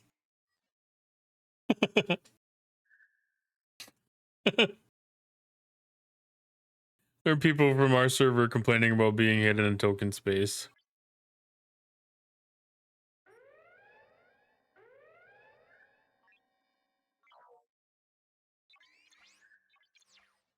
Yes, really. It's Yosemite Samurai from Bugs Clan hit my miner in Mira. The area you need special warp to get to. It was a no-no to hit anyone there. What happened?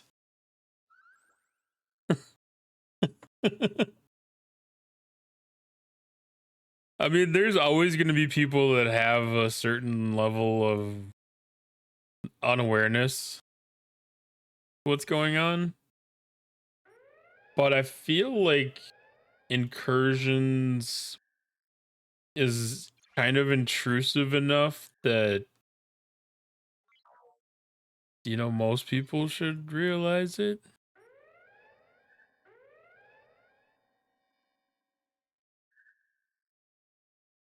especially when you look and all of a sudden there's different things going on in chat.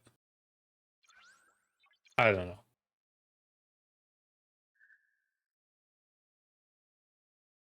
It's one of those like really laid back alliances.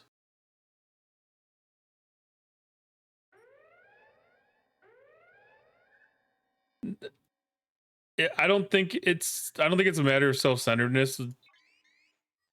That alliance, it's about knowledge and exposure to things outside of what you can see in Galaxy chat and or Alliance chat.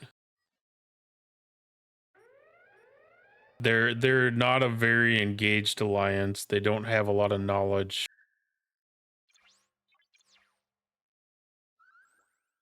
of like a lot of the stuff that's happening unless it's really spoon-fed.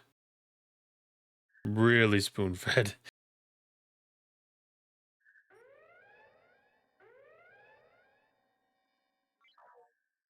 Like they're straight up farmers, just log in, do the daily things.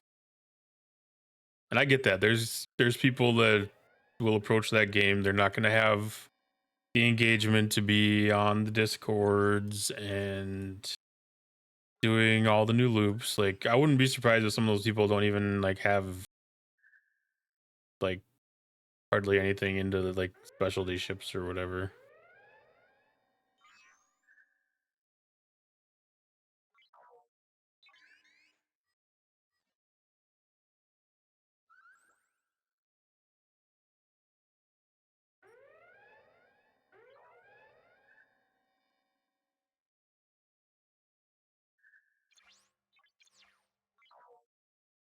I was actually in that alliance in my very early stages of the game up till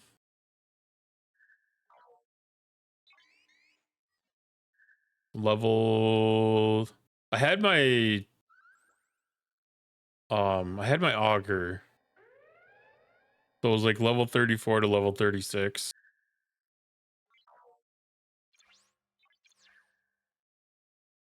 And then I ended up joining one of the bigger alliances, and the engagement was through the roof. And I was a pretty active member of that team. Like I was pushing things on the Discord and like doing teaching and alliance chat and doing one-on-ones on Discord and stuff with people that were wanting to learn. And everybody that was kind of in that same level of engagement ended up moving on to other alliances where there was equal energy, which is how a lot of the alliances get. Generally speaking, you're going to be around people that are at least somewhat like-minded in their approach.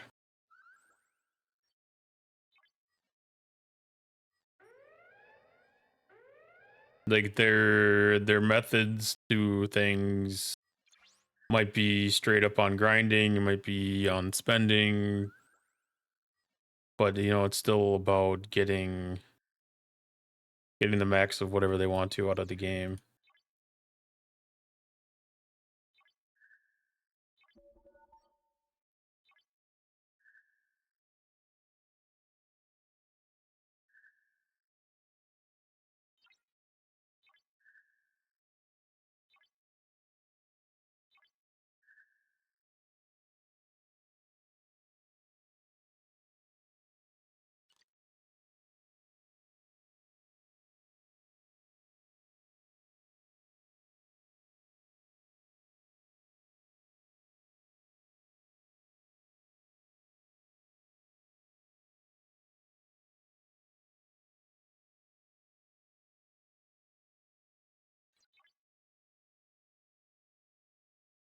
Okay. Mining activity's done. So battle pass is finished.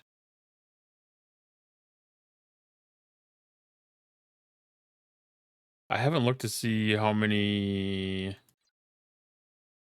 speed ups I have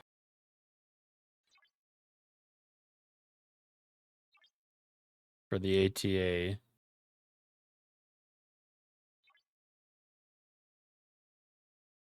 Four, 5. It looks like I have just enough to be able to finish it off.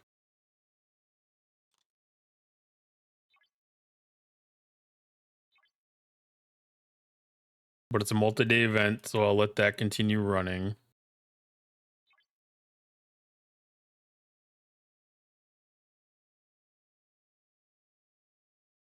Okay, the got dailies finished.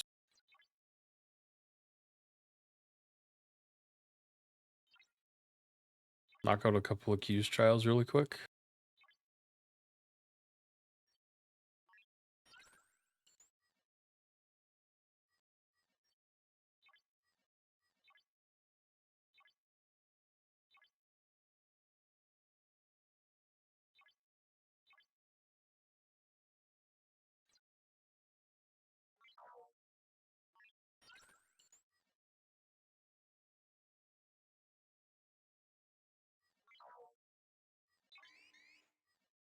Should have enough time to at least get the first level done.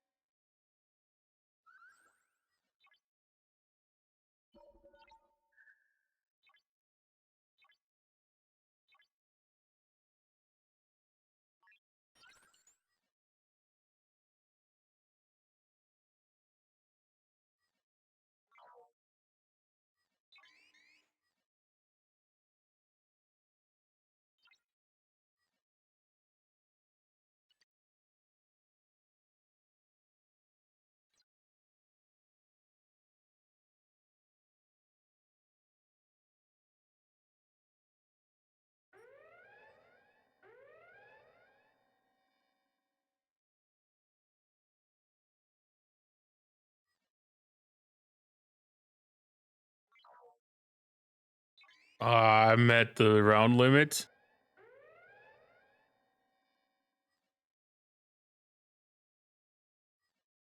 Okay.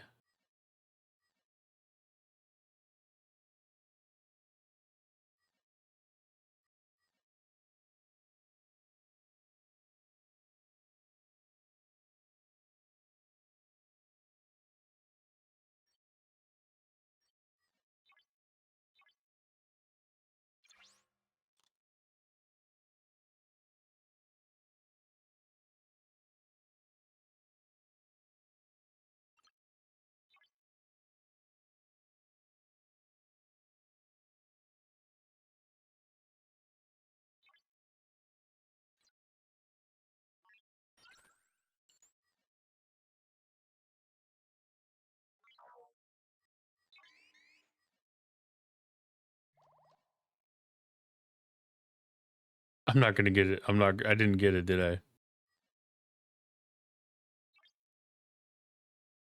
No. Okay. Well, it was close.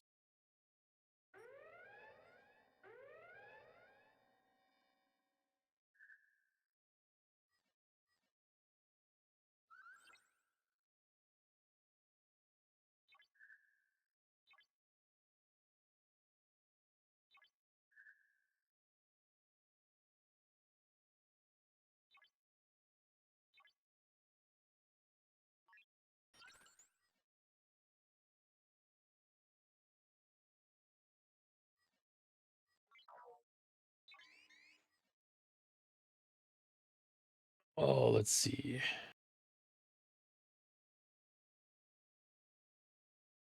Pop a quick 1 hour shield before my base gets tapped.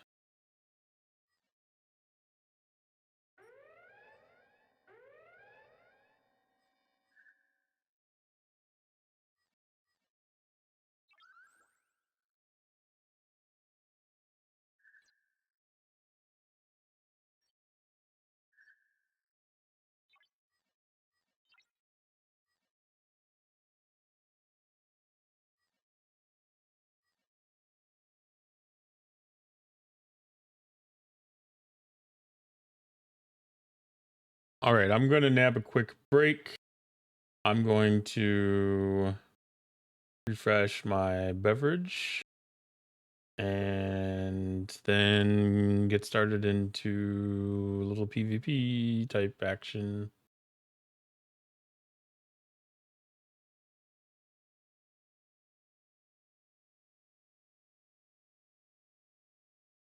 So be right back.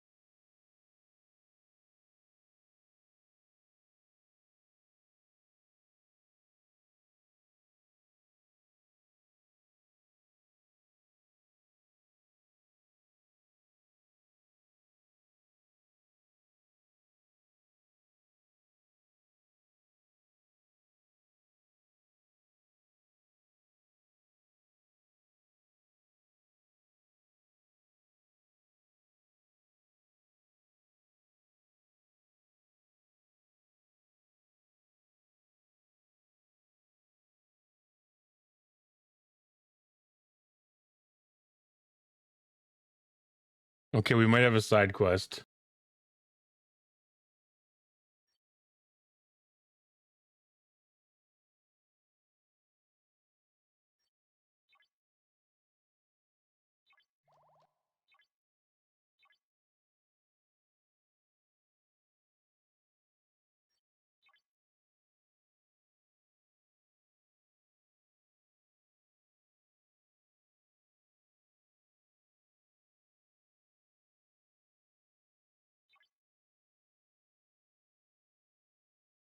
Were they glowing? No, they weren't glowing.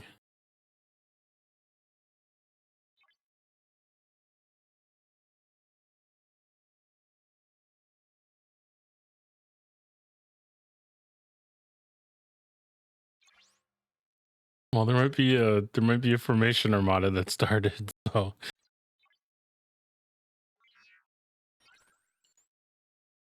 I feel like a formation armada might be a valid side quest.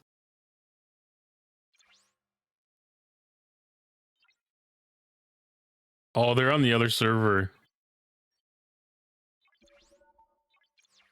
I was like, why is the flag not there? But that's right, they're on the other server.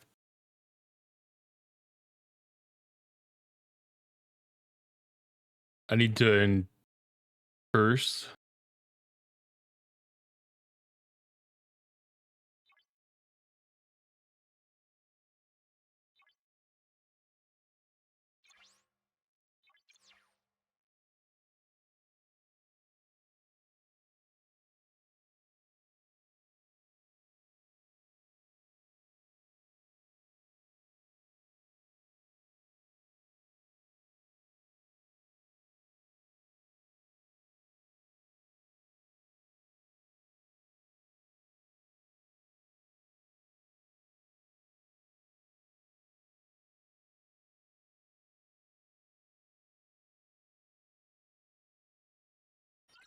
That looks more appropriate.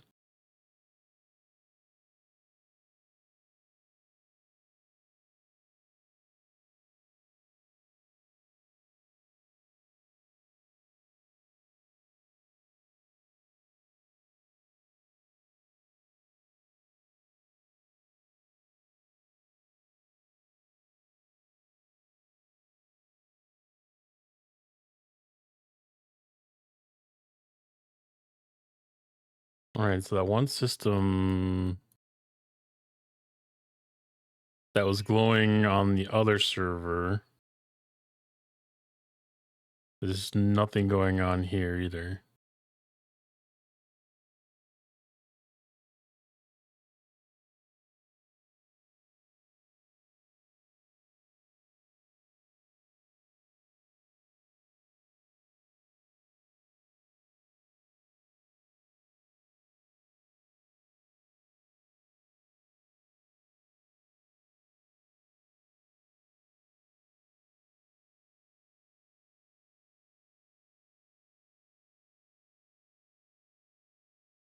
I should have looked to see if I had any upgrades I could do on my ship while I was out.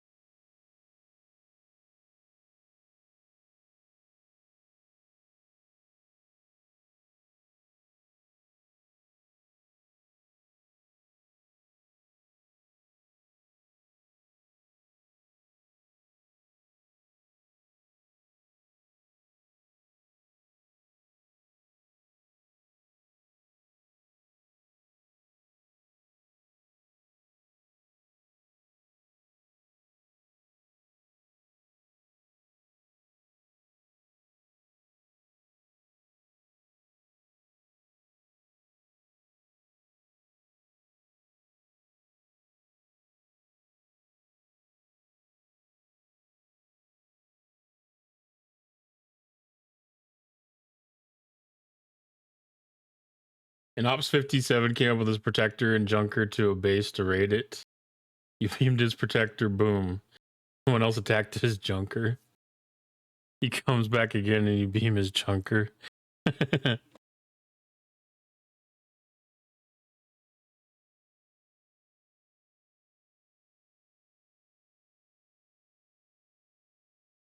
I'm a little bit jealous about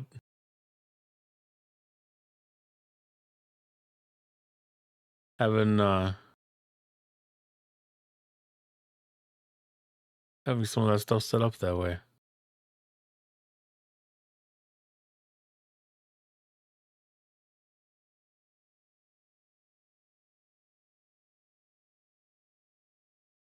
I'm a little bit away from having Q cannon too. I don't know exactly how many.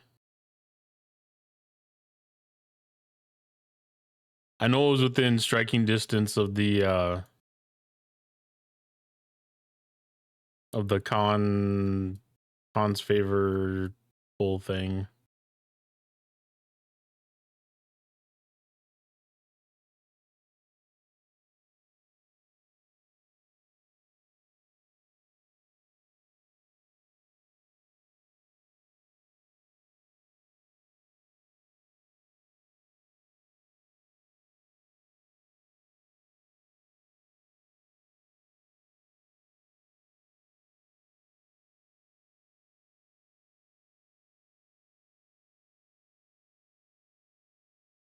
I'm a little bit short to actually get the Echo Papa this time.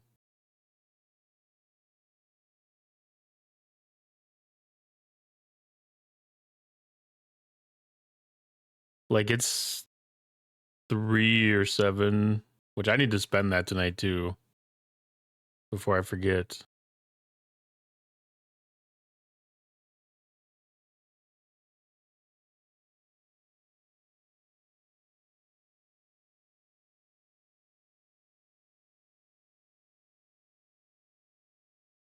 Yes, I'm going to do it now. Otherwise, I'm going to get sidetracked and not do it. Yeah, I'm going to be able to get 193 out of the 200 shards.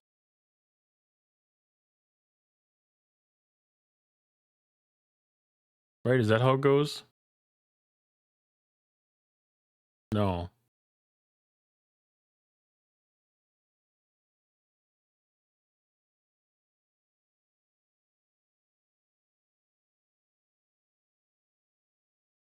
My math is way off on this.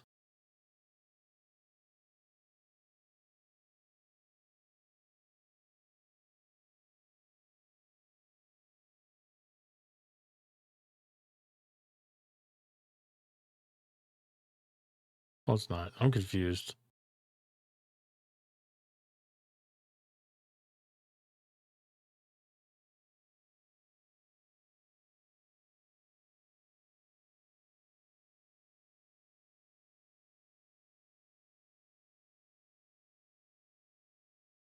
But yeah, hopefully next month or whatever, be able to, or in the next couple of months, be able to get the remainder of whatever I need off of this.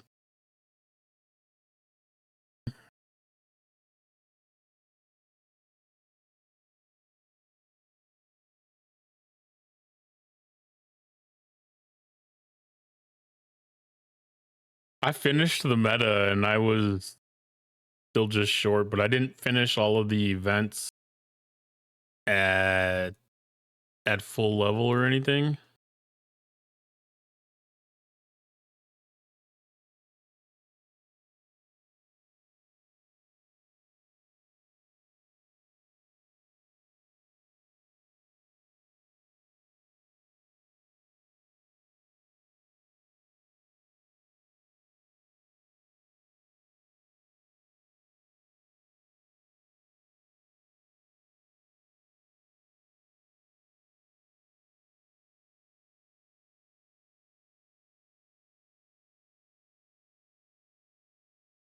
So yeah, it's stupid close.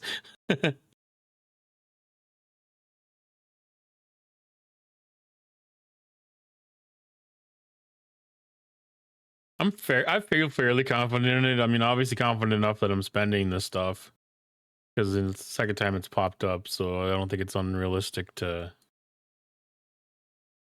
have a prayer that they're going to do it again. Is there anything that can spend 50 on?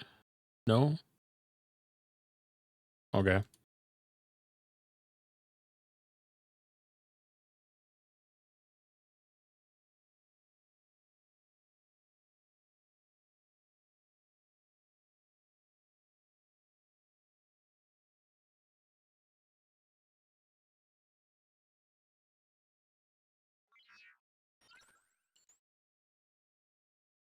So the difference is like the 7,000, 10,000, something like that then.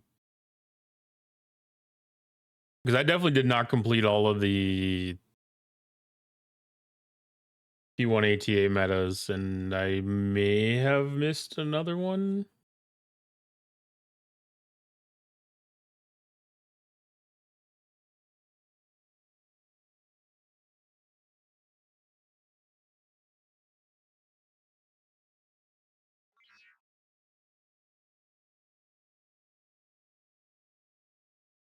I don't think there's any event store that I've ever had in this entire game that there hasn't been some level of leftover currency.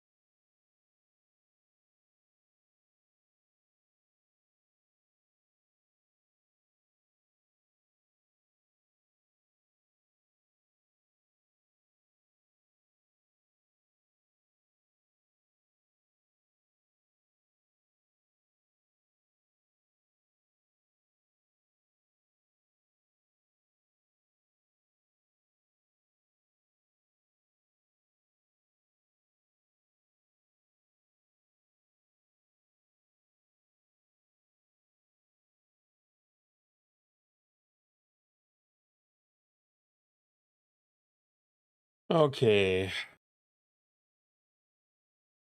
I don't even know where all of the new officers fit best yet.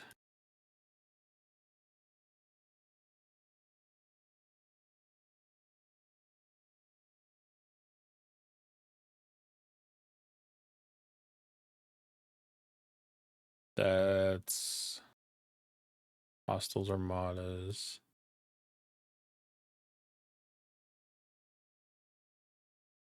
PvP. That's not specified. That's hostiles and non-armadas.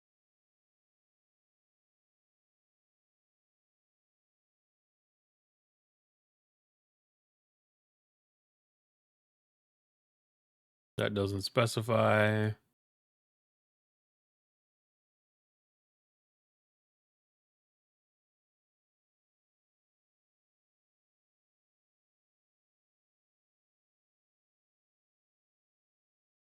Non-player hostiles.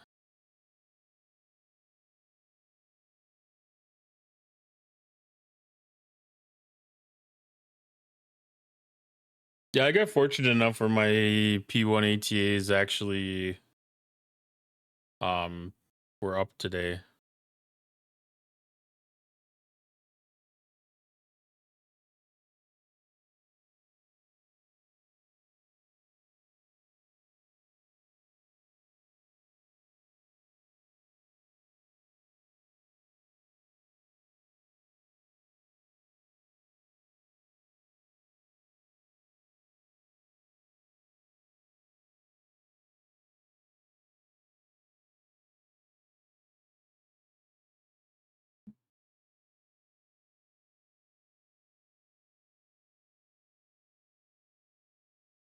Which I'm actually surprised that I don't have more speed ups than I do, because I've been saving them ever since the meta event closed.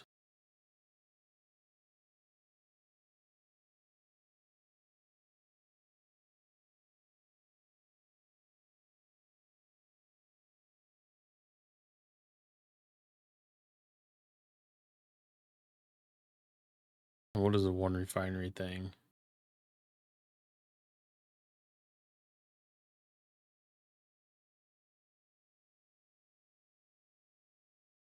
Did all stuff in there. I've still got British Bajoran.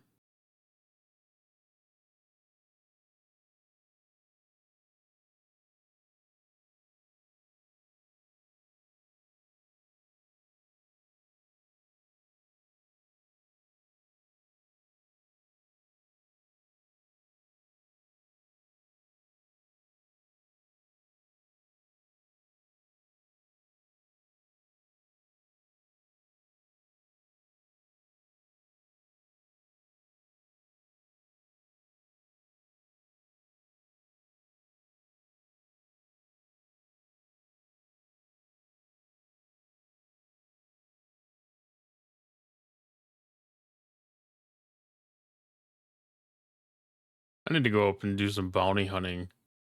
Get the Zindi bounty exchange. Because that... I can never keep up with that one.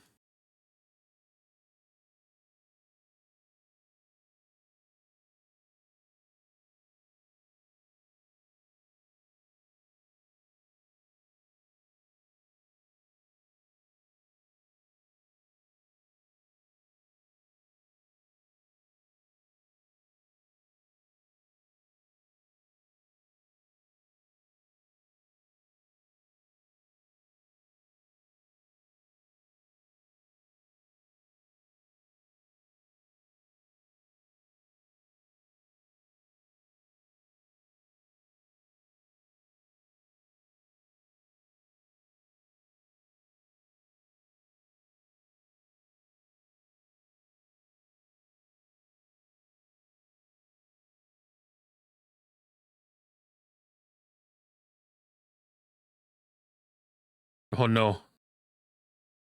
I got the idle screen.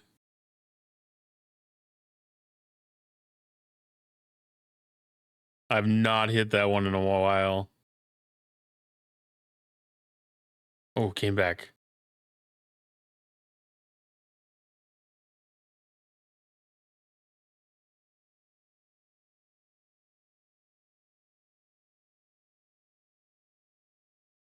Okay, so all that stuff.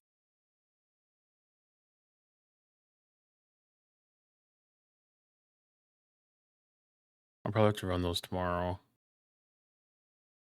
DTI. Okay, that's all the faction stuff that I need.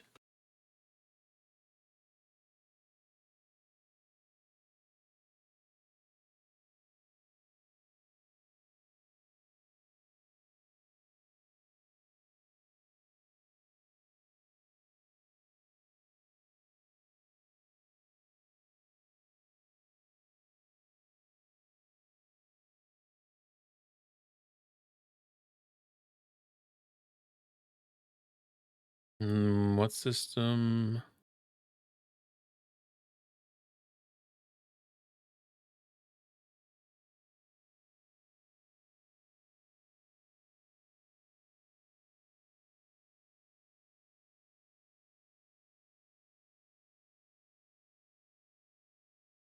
Stella.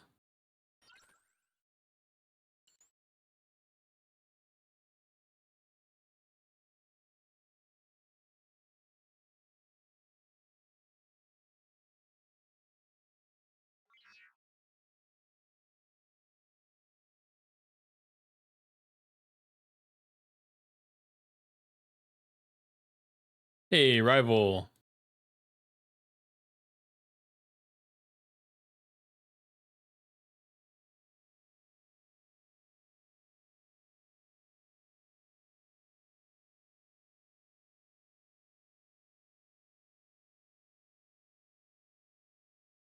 Now let's see if we can take down bigger cube.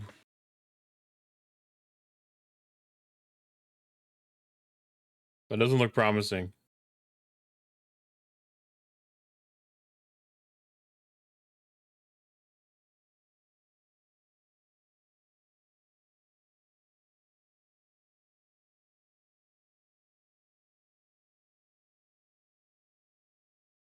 How bad was that?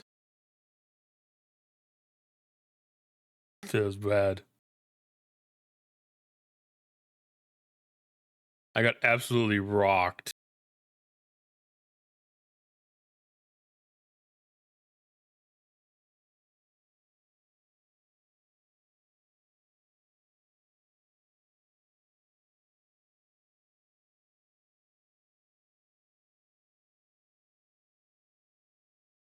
My officers are so bad. So bad.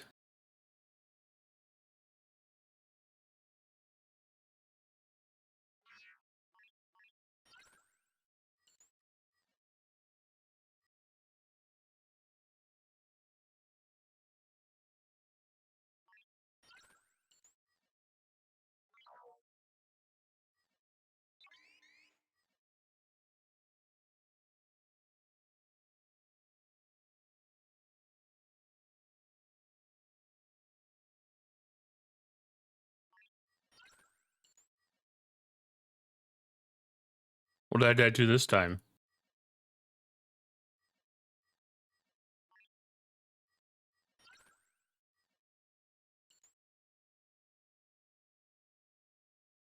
An Enterprise D? That's sad.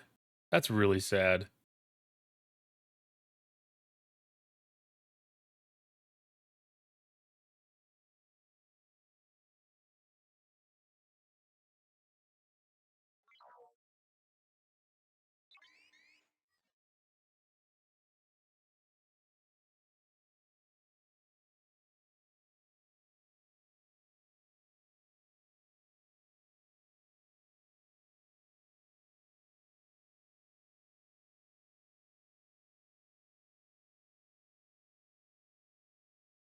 Okay, so that was enough to finish that event off.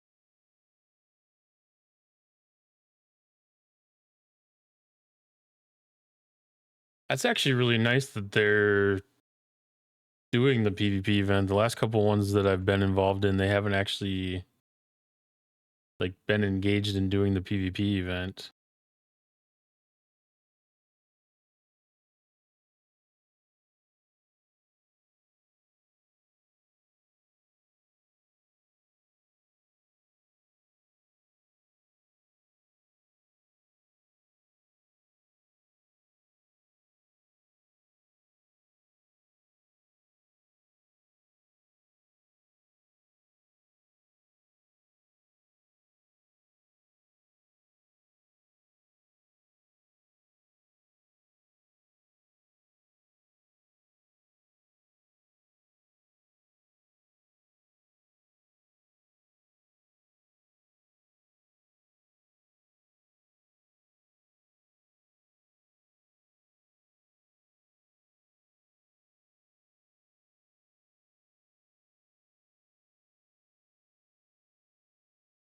Yeah, cooperative nature of these things can be really fun.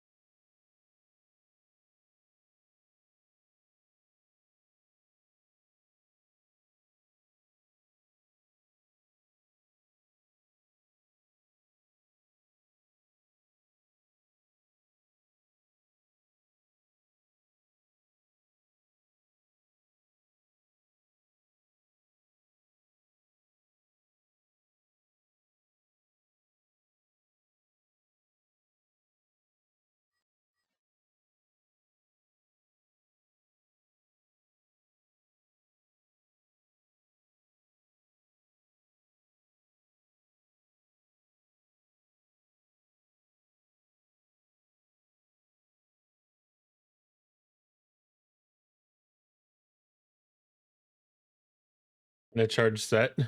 I don't have it charged yet.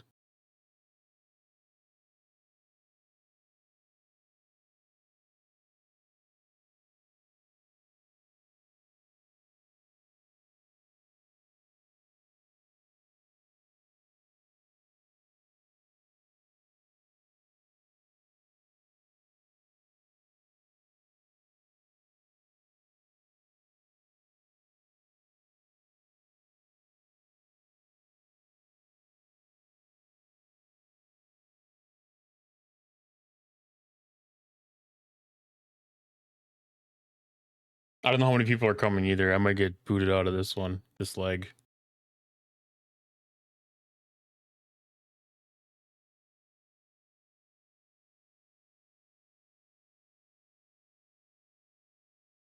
They're gatekeeping.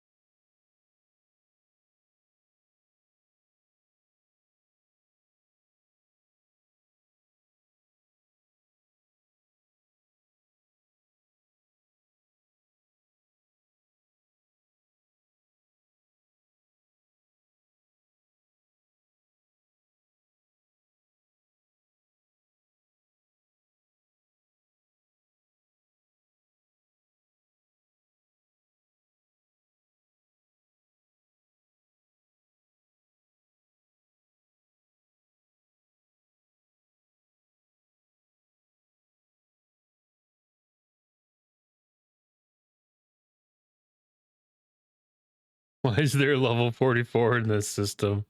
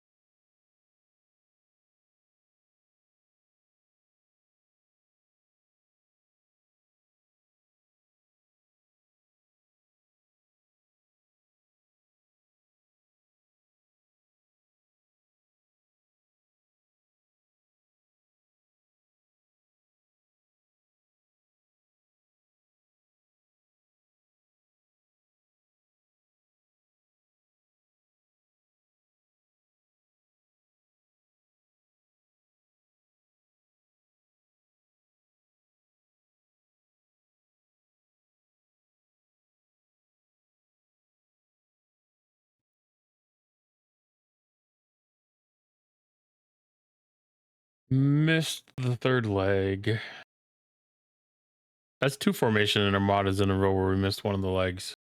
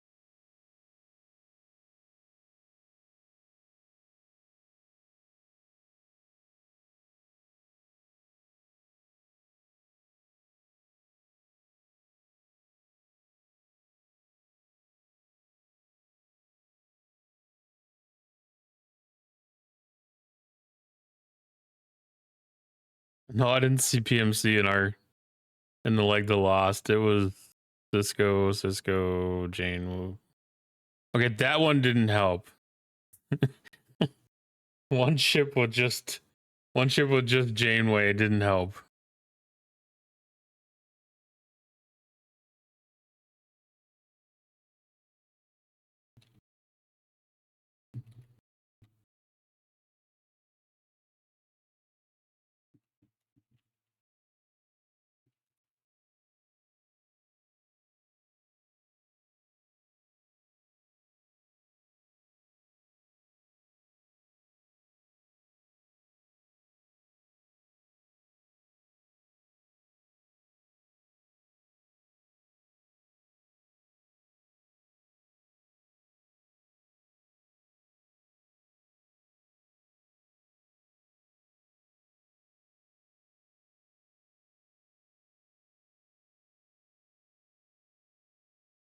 Yeah, that would have probably been enough to tip the scales if that would have been crewed up.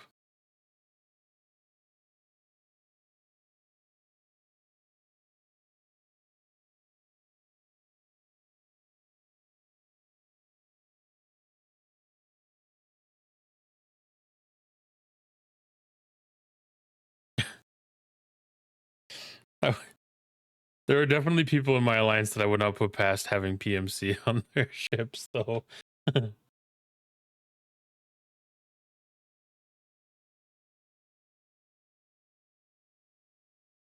You learn pretty quickly the people you got to watch out for.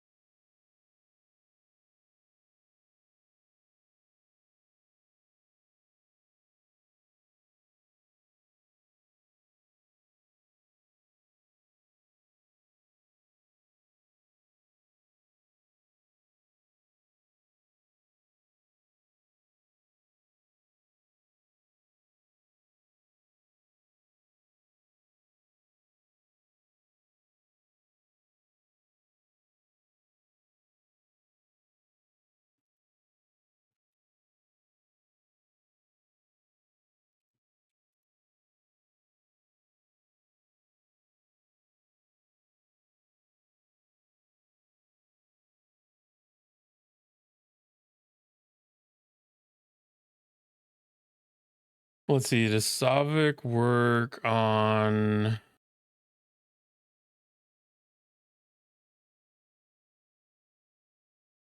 armadas? No. Armada hostiles.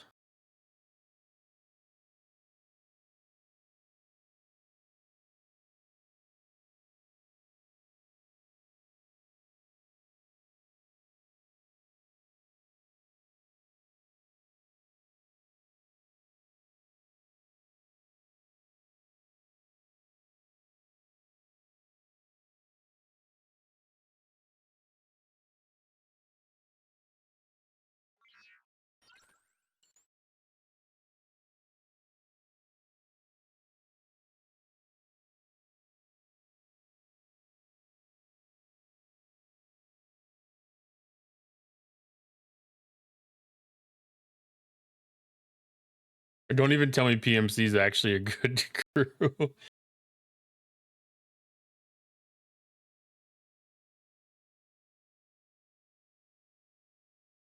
No, that was level 60.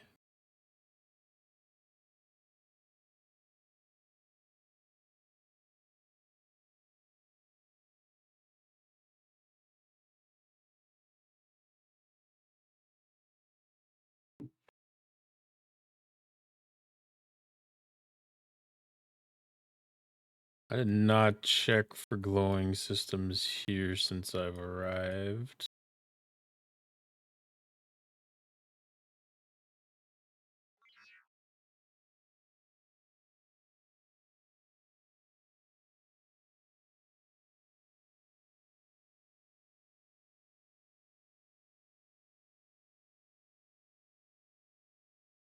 I don't think any of the glowing systems I've looked at in the last two incursions have ended up being anything.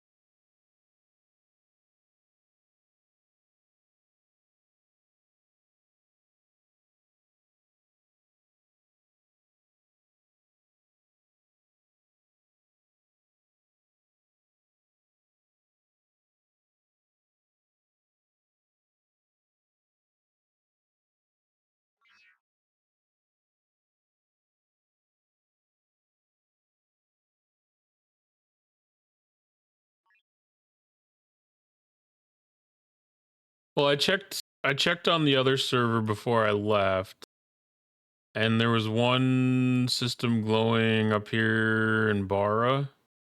But when I got here, it wasn't glowing and there wasn't any action going on in there. Like, I wonder if it's like phantom enough to be like from our one from like the previous incursion or something. That one feels more likely to be something. No. I mean, that wasn't glowing on 34, but I mean, this may have had something going on in it at some point, and maybe it's just still heated up from something, but I mean, these are all 17 folks.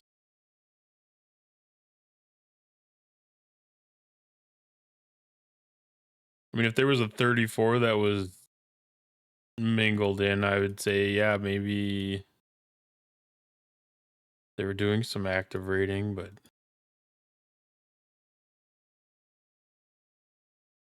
I think the glowing system thing's just completely broken these days.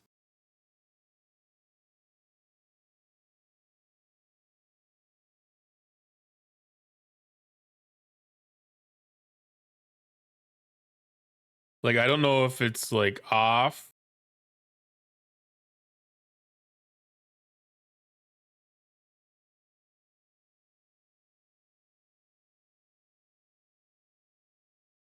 Like, it's supposed to be like a nearby system or something that's reporting.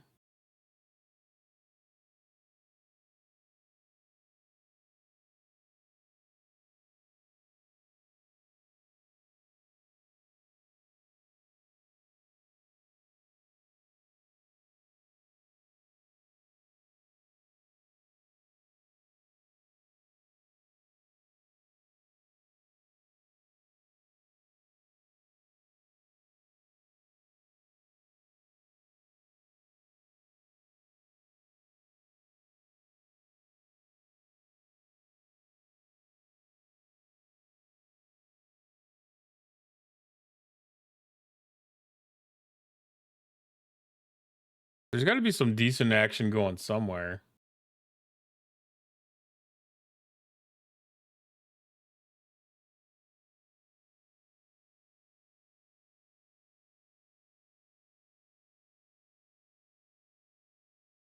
Because 17 is closing the gap a little bit.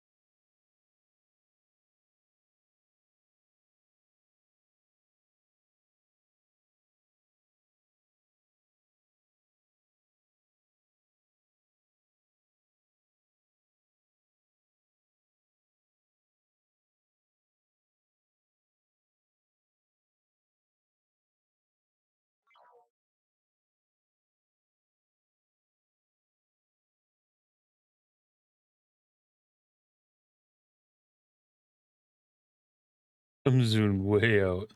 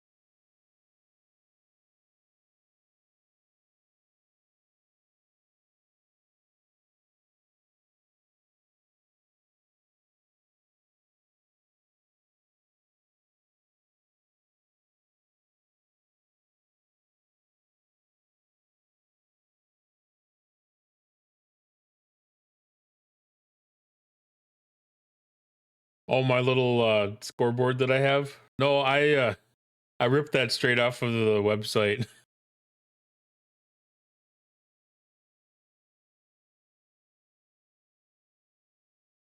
But I definitely wanted to make sure that it was um allocated, that that's where the information was coming from. And I think I have a pop-up that's been coming up in chat. Just kind of saying that. Well, it's been a while.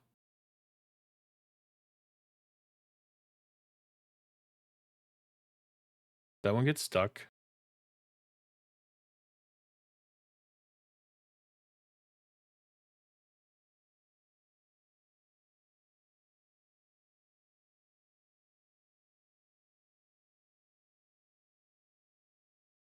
I haven't seen it for a while. I just figured I'd share the link that way if anybody wanted to check out their own information, they'd have it available.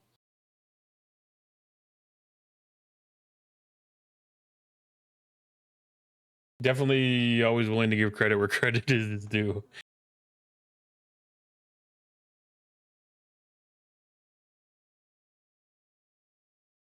The only thing unfortunate about it is I don't have a way to like force it to auto update.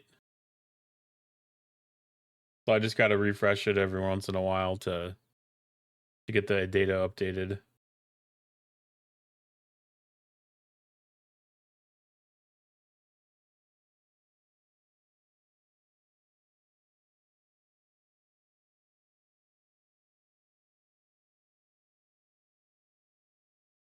Yeah, it hasn't done that for like 3 hours.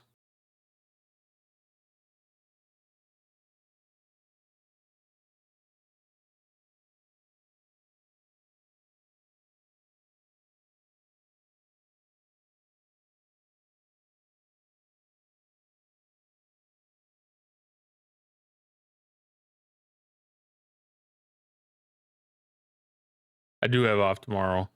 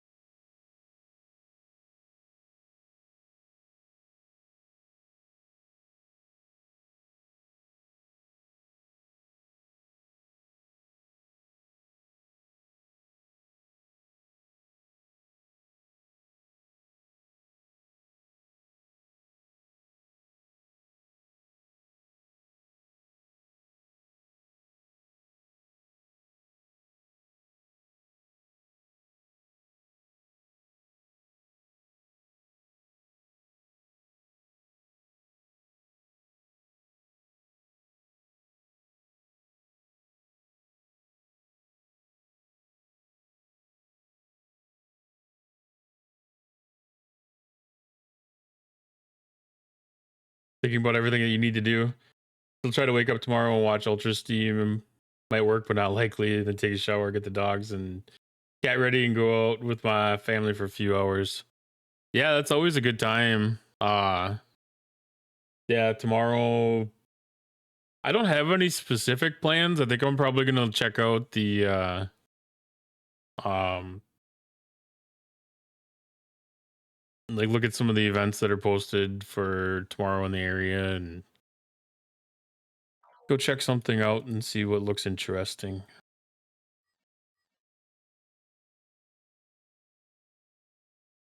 It's supposed to be pretty warm one still, so somewhere shady. Go sit down by the Mississippi or something in one of the parks or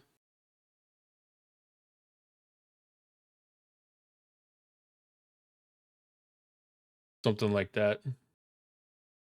Play some Pokemon Go.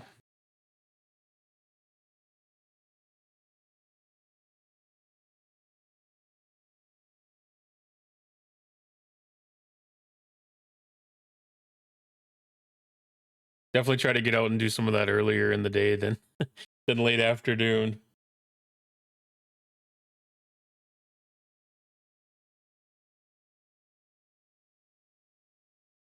Used to go to the city's 4th of July celebration, but it changed to a 3-day celebration. Now it's just full of people. Yeah, it's one of those things, like, it's nice to see something become bigger and better, but it's also really nice to have it kind of be like a more intimate and, like low key kind of event too.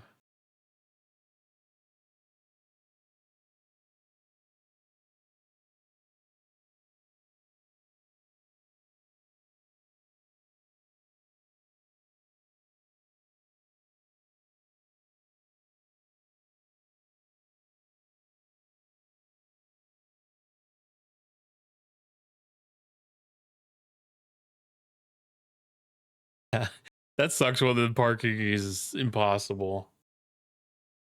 Like, that's one of the things that I can't stand about the county fairs is, like getting out and, like just having to walk like 3 miles to get into the events. Kind of like, like, is it really worth it?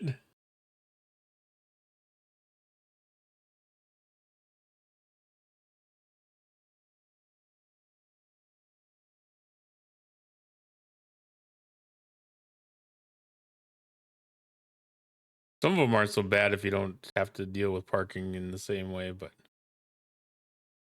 even like the Minnesota State Fair, like that's not so bad because they have like parking rides.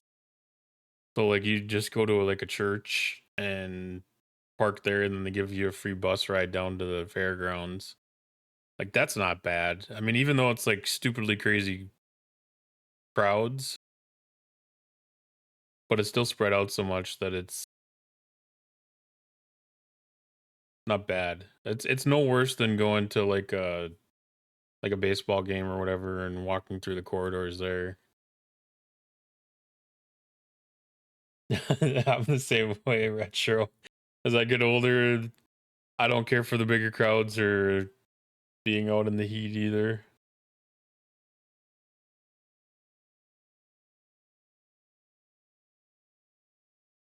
I used to work outside a lot, and I've kind of moved into like a more office based role, and I've lost some of the opportunities to get used to the heat.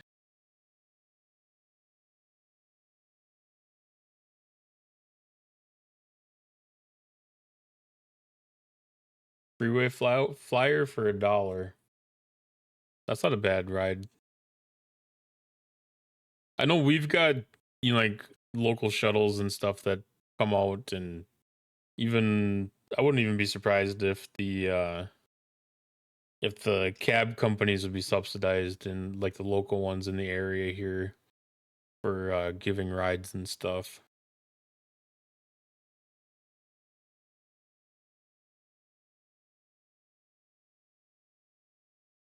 Because it'd feel weird to take an Uber downtown and go visit, just to go through the city festival.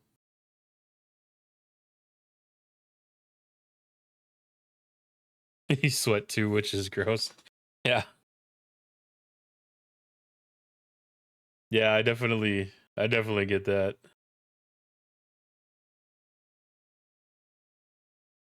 I work in like a mixed use building, so like half the building is offices and half the building is warehousing, and there's no climate control in the warehouse, so I can at least I try to go out and like do like a big lap around the building a couple of times in the morning and a couple of times in the afternoon just to stretch the legs and reset the brain a little bit.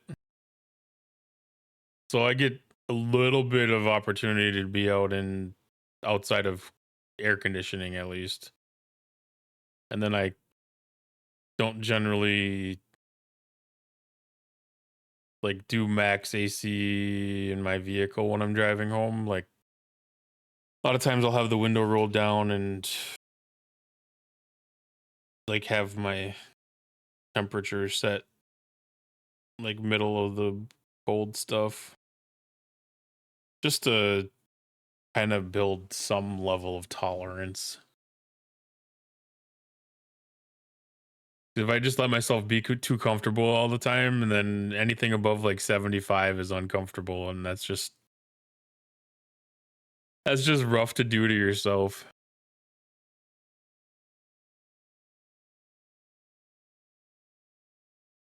You wish you could manage your time better, take a break during the day, taking the dogs for a walk, but you can't get anything done.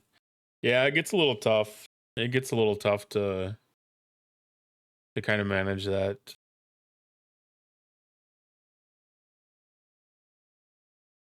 I've got like I wear a Fitbit, and that's kind of got a reminder set up on there like once an hour to get up and take some steps. So, after I ignore it a couple of times, I start to feel guilty, and by the third time it goes off, I'm like, okay, I need to get up and move.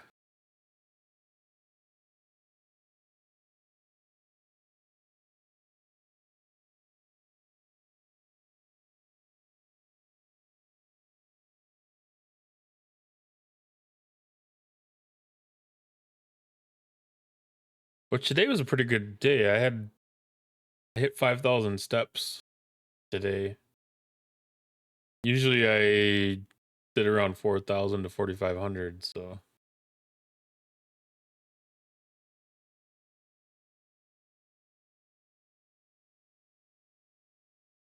yeah, no, that's a good that you kind of get a chance to step away. I mean, like I don't know how some people do it, but some people like eat their lunch at the office, and I can't. I gotta at least go like over to one of the parks down the road or something and sit just to get away and decompress. Actually get a break.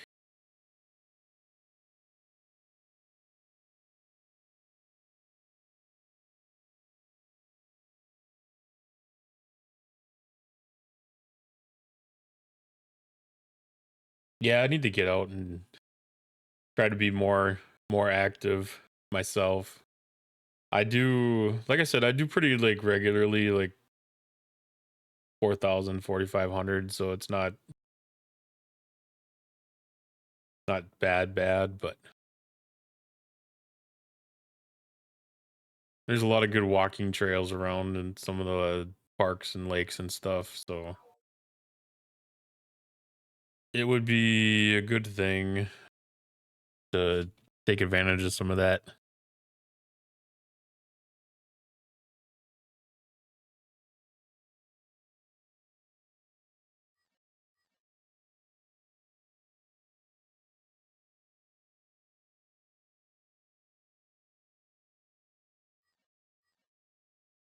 Well, and it's not, I mean, that could be one thing too, like doing 4,000, 5,000 at one time might have a different effect than doing it spread out across 10 hours.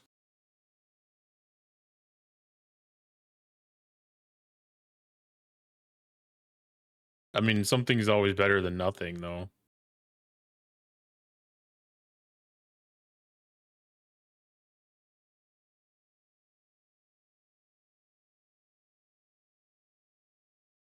Like in the springtime and the summertime, like when the temperatures between like 50 and 65, like it's really easy to get out and go walking in the parks and the trails and stuff. But when the day starts at 70 at 7 o'clock in the morning, it's kind of like, mm, that doesn't sound fun.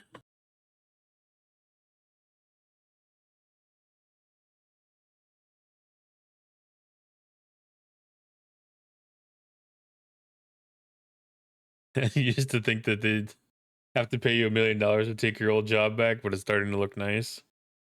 Well, I mean,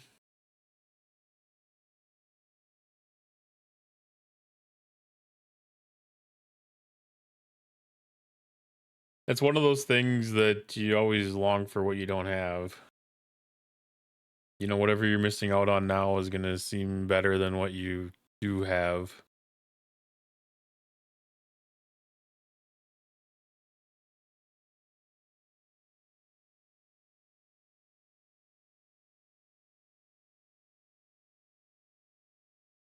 We all we all fall victim to that mentality.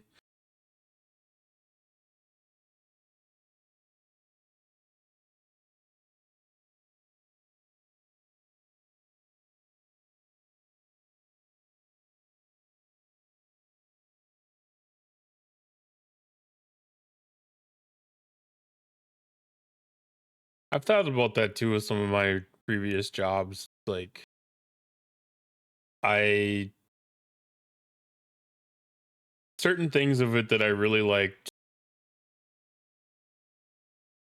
Yeah, that's my problem too. The pay was less than some of that other stuff.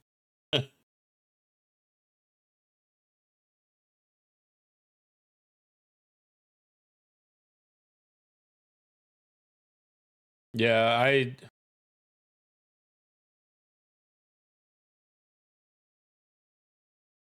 I didn't have like a set schedule. Like I had working hours, but it was customer service, like equipment repair kind of stuff. So like my shift would end at like 4:30, but I might still be working on customers' equipment past that, and then there's like on-call rotations and stuff like that. I don't have the on-call rotation anymore. Um,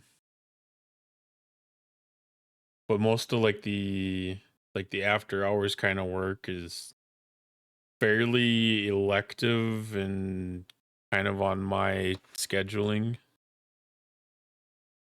I have a lot of freedom in choosing when to do things that are outside of like the normal business hours. That helps out a lot. Like some days, some things like I might come in like an hour early or 2 hours early or something and knock it out and get off early. Some days I might just leave the office early and then, work from like eight to nine or something and do some do some software upgrades or something in the background.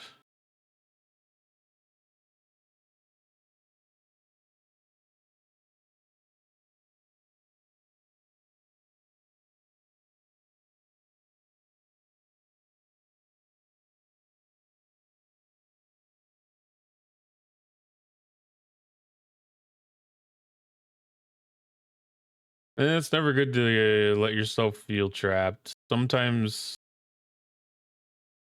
there needs to be a kick in the pants. Trying to figure some of that stuff out. And it's kind of a little bit of it can be a tough job market too, depending on some of the stuff in your area and everything.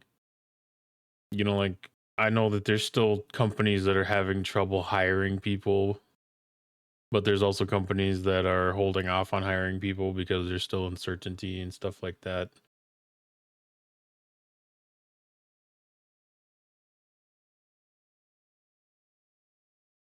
And yeah, that's a rough spot to be in. I've been in that same situation before too, where like things didn't line up in a way that was expected, and kind of ended up working in a doing things that I really wasn't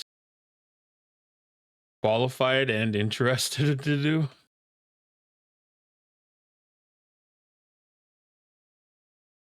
I shouldn't say qualified. It wasn't a matter of being qualified. It was mainly stuff that I wasn't interested in doing.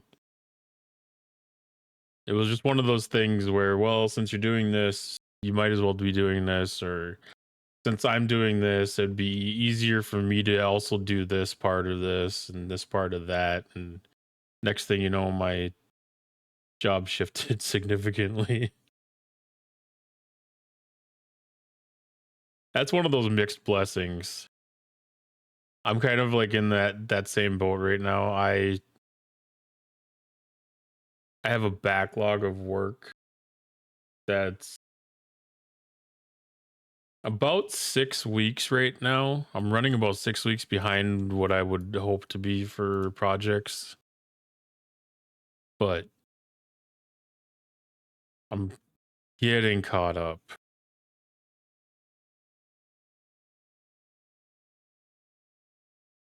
I'm still kind of related in that service industry, so there are emergencies that pop up that push things back.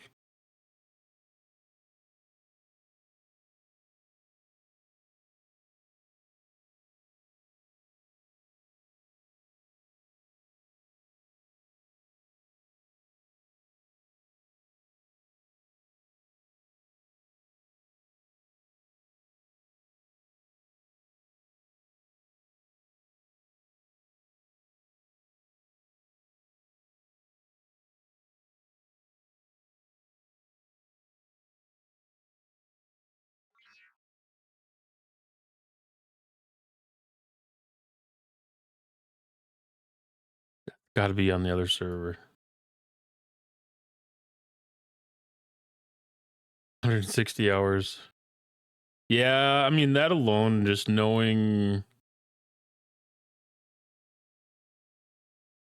the stuff piles up and that there's a limited amount of time to be able to do a limited amount of stuff, and the input can't match the output.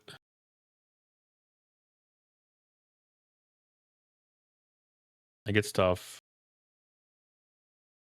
because it gets to be one of those things where it's like it's not, it's not two people's worth of work, so you can't really ask for somebody else to be hired or anything like that.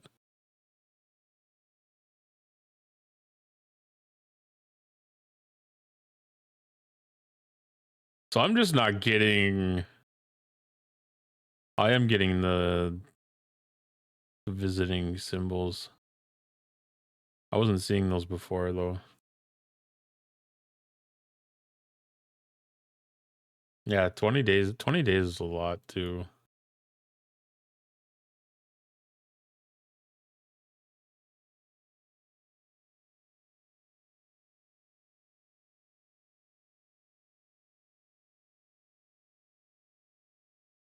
They've been really hit or miss for me on this server. It was pretty reliable on 34, but 17's been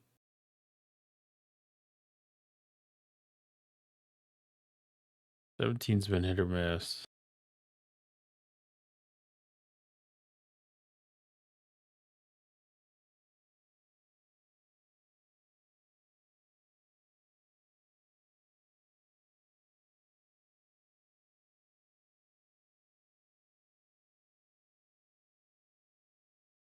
I don't know if it was a common thing, but Eisenhorn was always a big housing area on our server.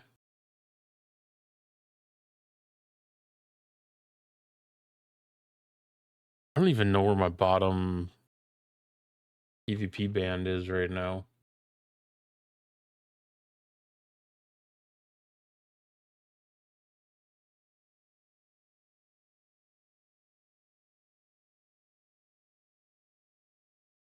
$41.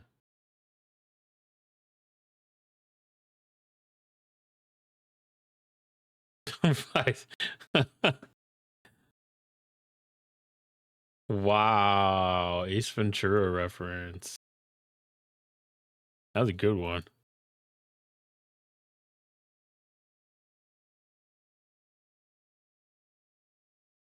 Well, it is random.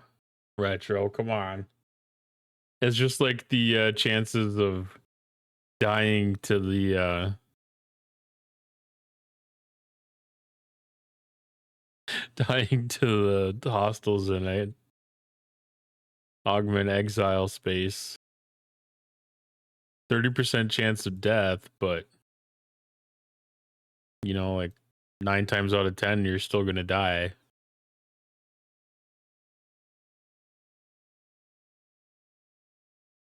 The other one's 30% chance of death, and that's still like 9 out of 10 it's gonna die.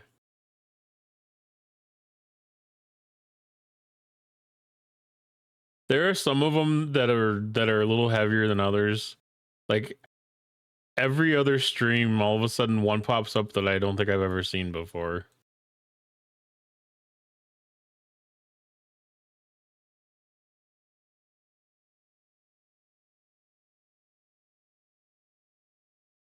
I was thinking about actually getting that connected to like Chat GPT and having it do random ones, but I was afraid that some of those would get a little weird.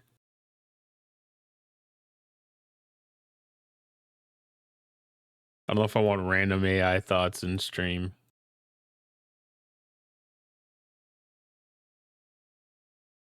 It could be fun, yeah. There were some pretty decent write-ups for having like chat interactions.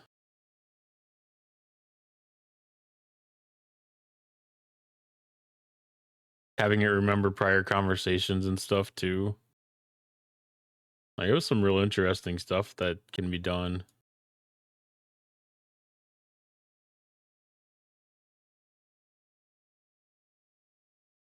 Some of that was done for people that wanted to use the bots as like an agent, like almost like a chat agent to interact with their viewers, which to me seems weird. Like I can understand if it's like maybe if it's like a super intense game that requires a lot of attention and focus, that maybe that would be a little bit warranted. Like it could serve some purpose for a little bit on the engagement side. But like I'd almost be afraid of chat being more entertained by the dang bot than me. Which I mean, if you still have viewership from something like that, that's okay too in a way. But hate to get one upped by AI though. At least too much. Maybe to a point it's not unexpected, I guess, but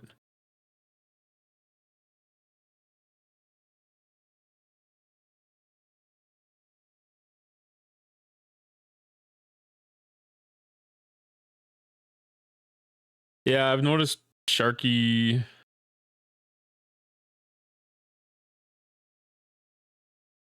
an interesting one. Well, and BunnyBot's set up to do like TTS type stuff too.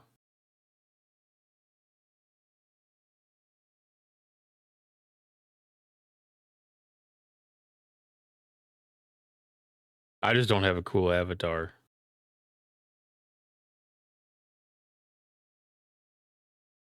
I use AI a little bit from time to time.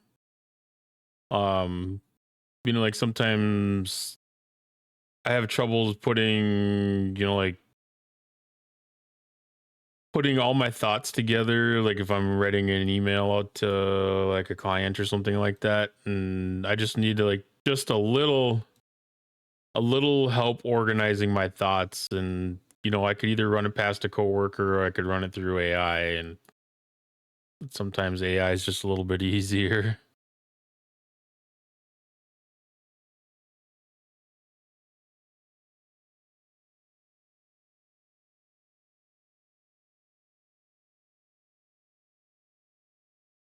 7 trillion par steals, and it's nothing to snuff at.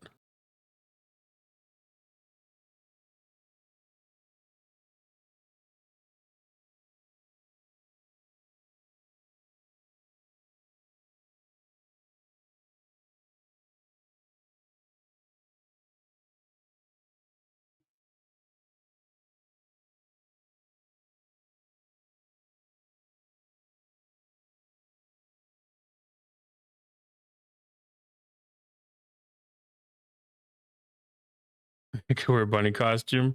I feel like there's an inevitability that I'm gonna have to get one,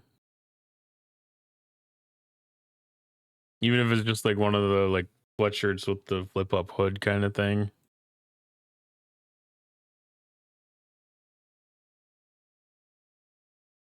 Yeah, or ears.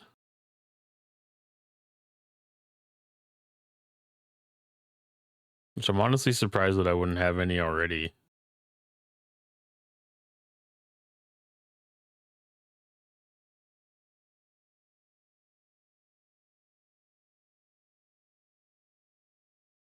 Where was that one?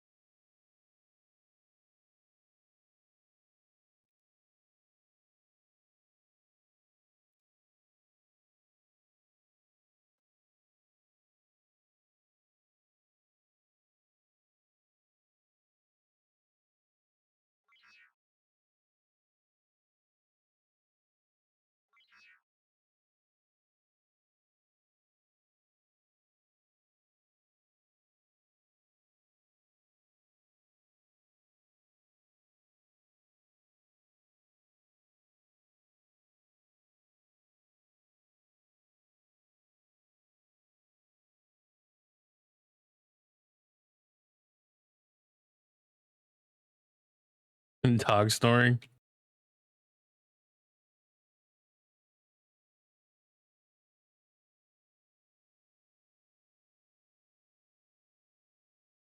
Yeah, there are definitely some times where that can be that can definitely be cute. So that was a pretty good base the dog found.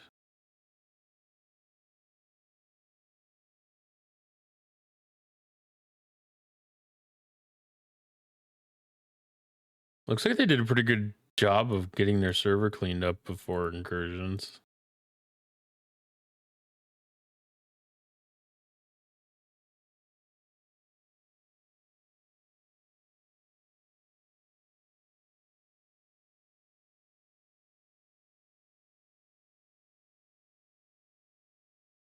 Oh, that one won't even show me what's on board.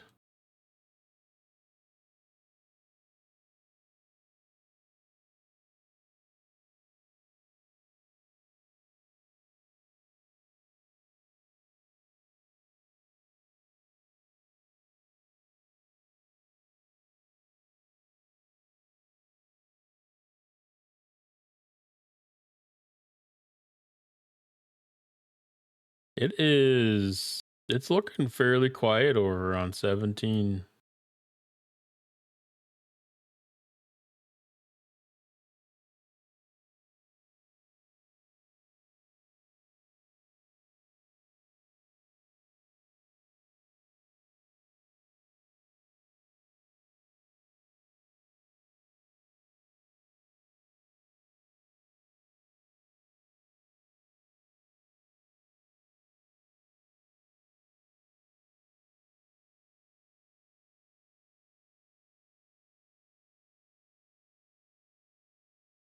I used to be like a hardcore raider, and it's a, it's a little difficult to get back into it sometimes.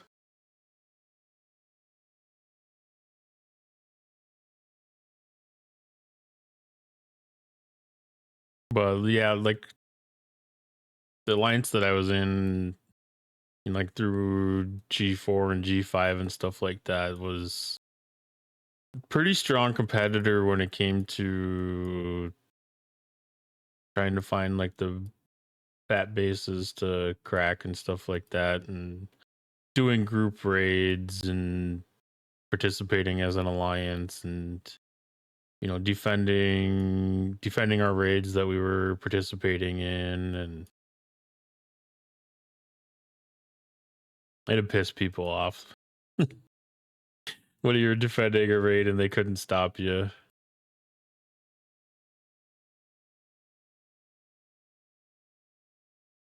I remember there was one night that I fought for a raid for 17 hours.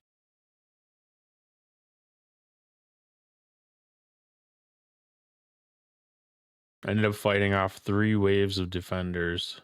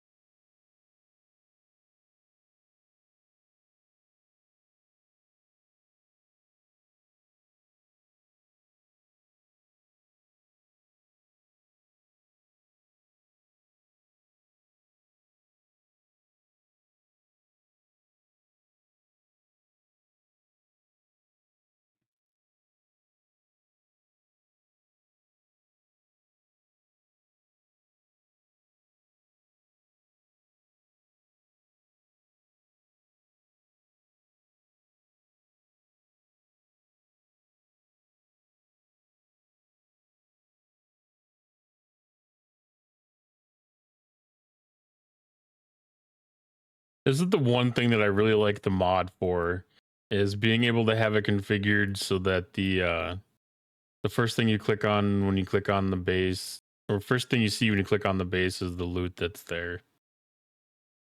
It doesn't work for all of them apparently, but I like it when it's set up that way. No, I don't have the... Or do I not have the bases set up that way? I haven't even been paying attention.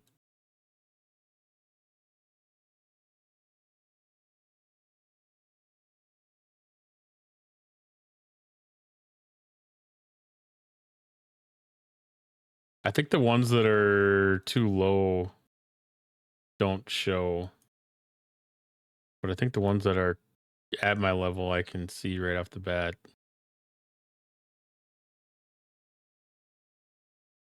Yeah.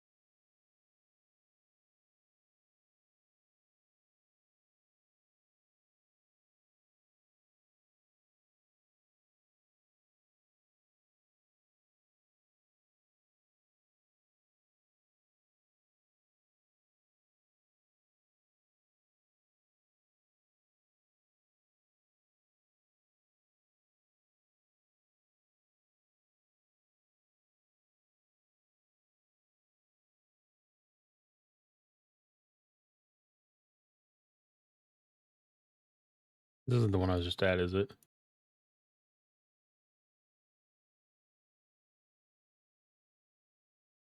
Can we do an assault? I don't know if that's bait.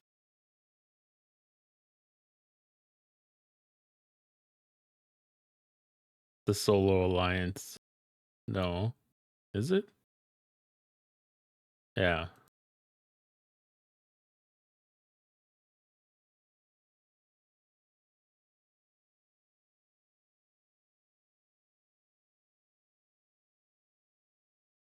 $71 sounds high for level 3 team for some reason.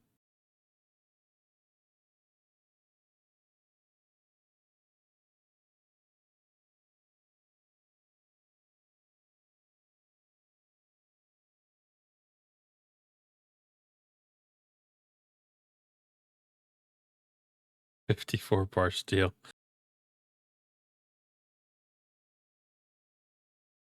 That base was broke.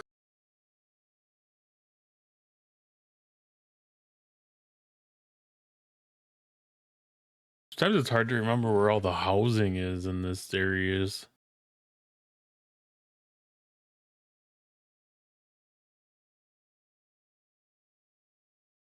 It was so much easier to scan for systems when the world was so small.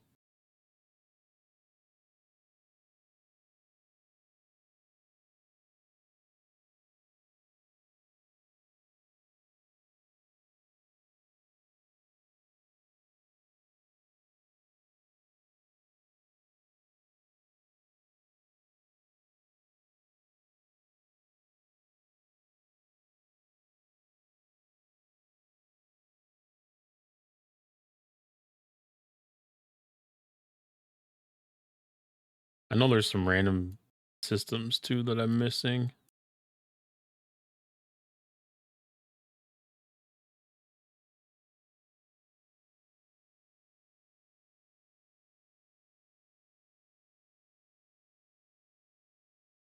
Oh, like all of Augment Space. I forgot Augment Space has housing too.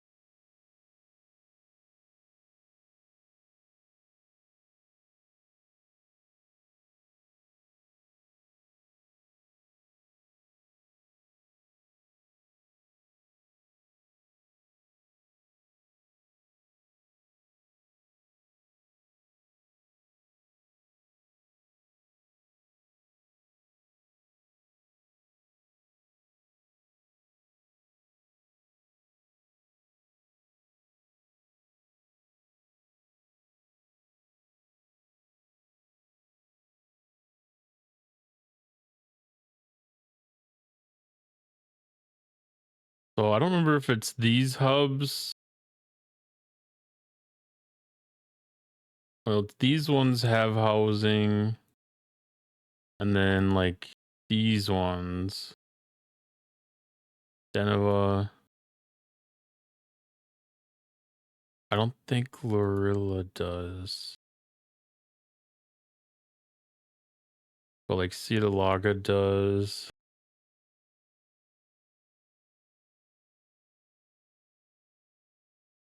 Like I know some of these are easy to skip and forget about.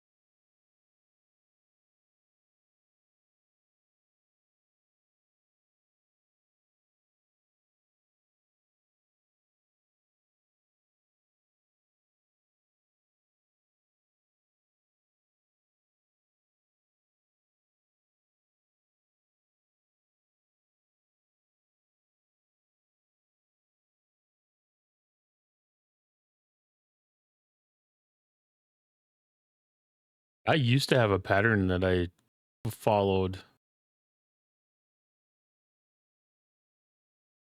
So I'd scan like every system and not miss anything.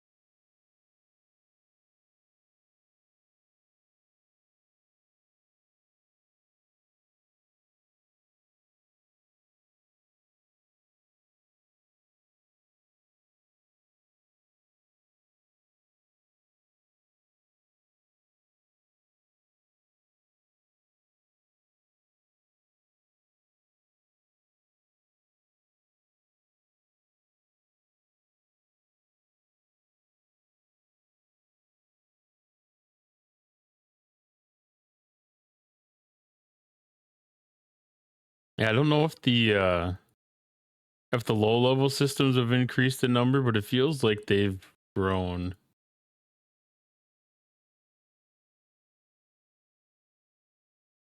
Like there seems to be more like 1 through 9 systems than there used to be.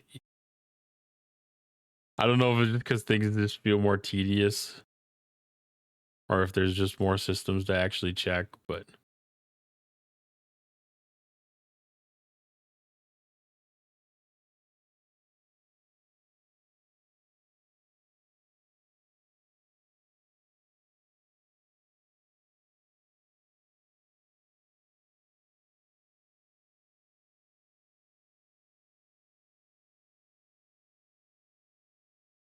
Okay, there's housing. I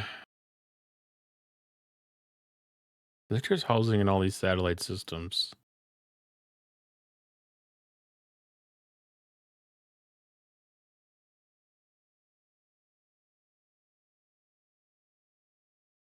Like, I'm almost ready to have to bring up stfc.space.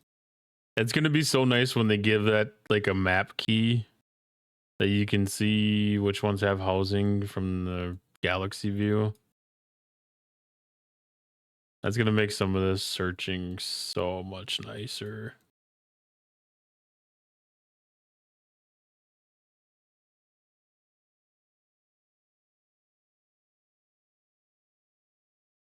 And they readjusted where some of these things sit.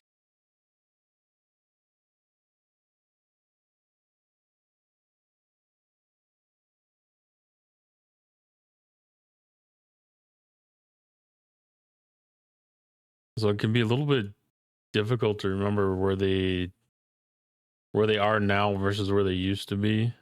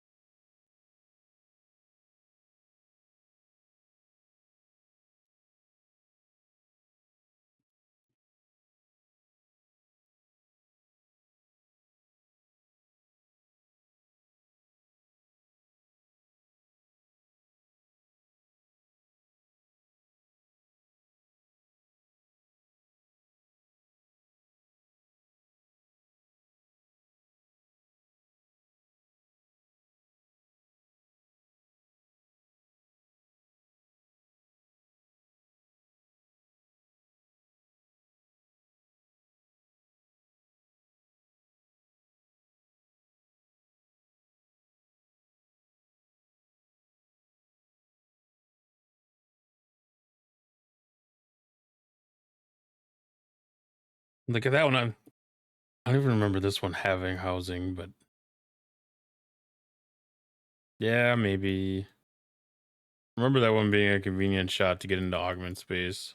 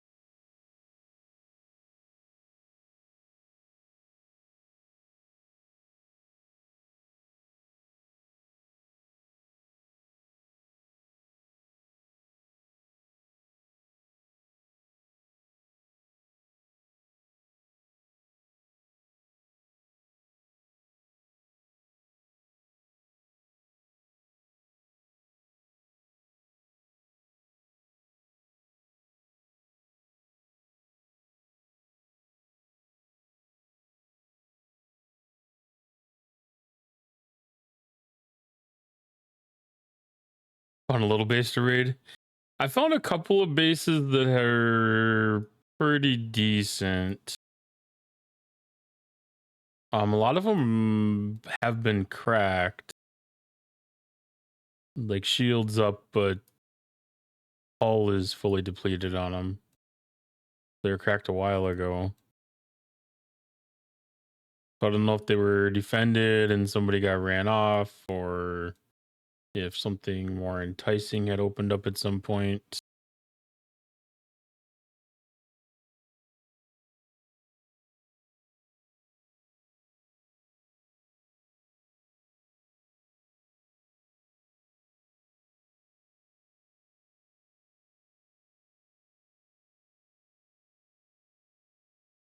I haven't seen anything like big though. Like this one's got 3 trillion par steel. Like it's not bad. It's not great, but it's not bad.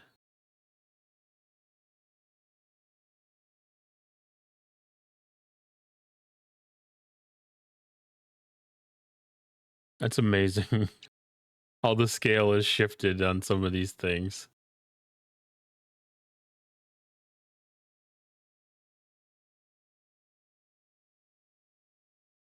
Like not that long ago, a 3 trillion base. That was a tempting target. I don't think most of these 9s have housing. Okay, they do.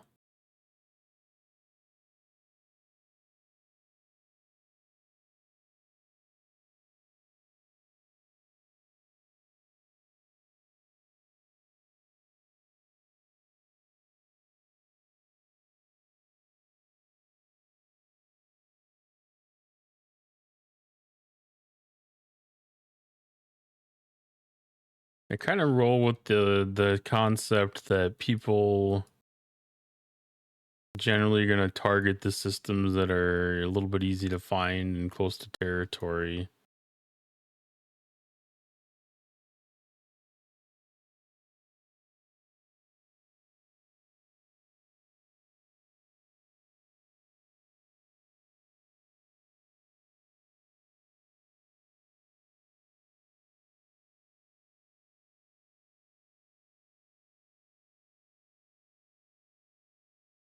I haven't found any hives.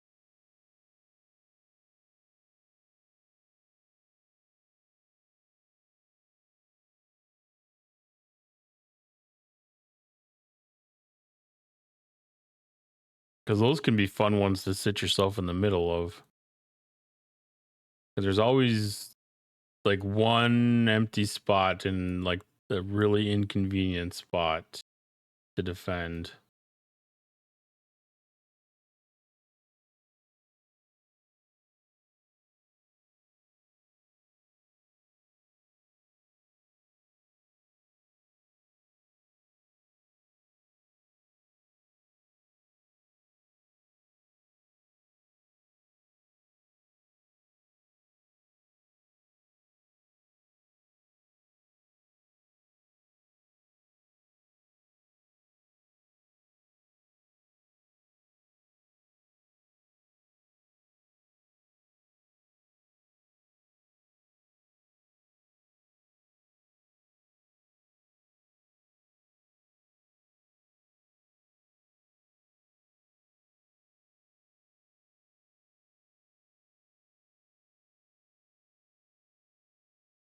Ooh, there's a glowing system in a prime area.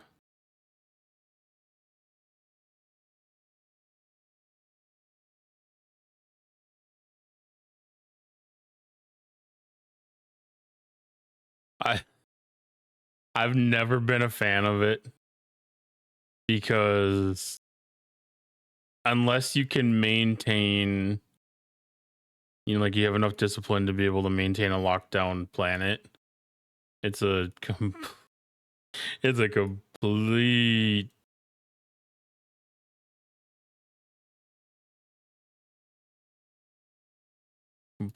big target. Like we have a lot of people that have the mindset that like it's easier to keep tabs on everybody if they're all in the same spot, and I disagree.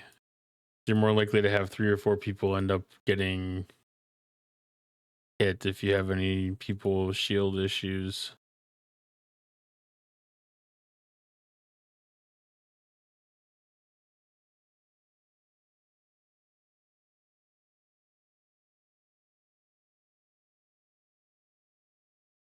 That's an empty base.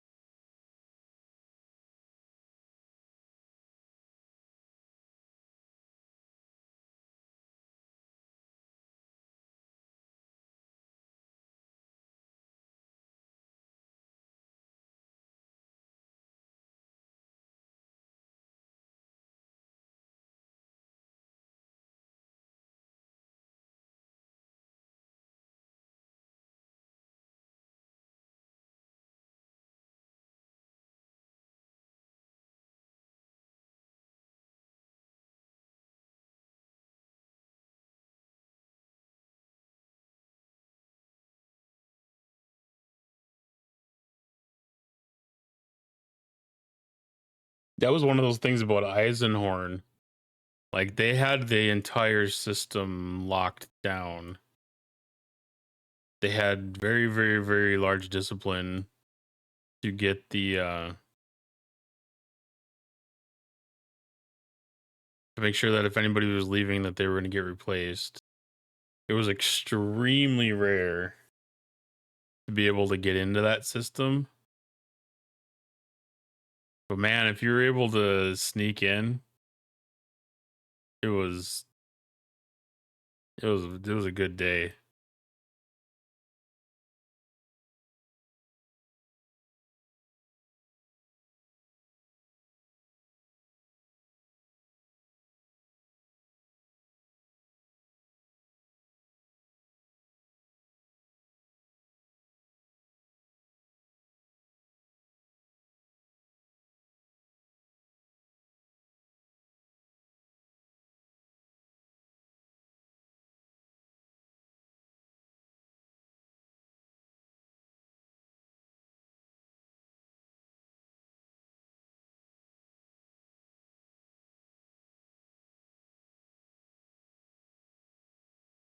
And that stayed in place basically right up until territories came about.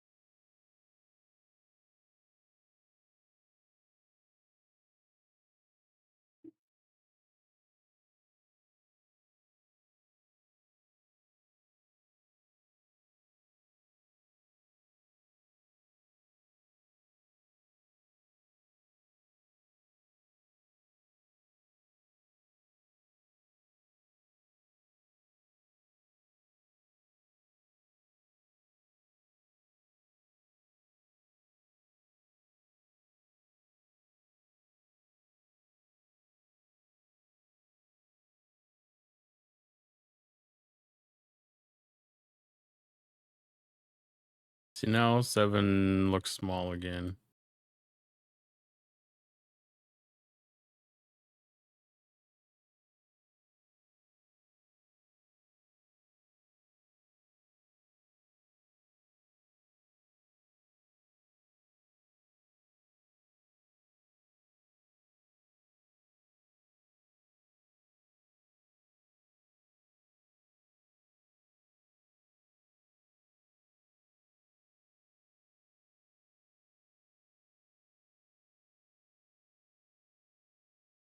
Sweet, our guys are on top of this.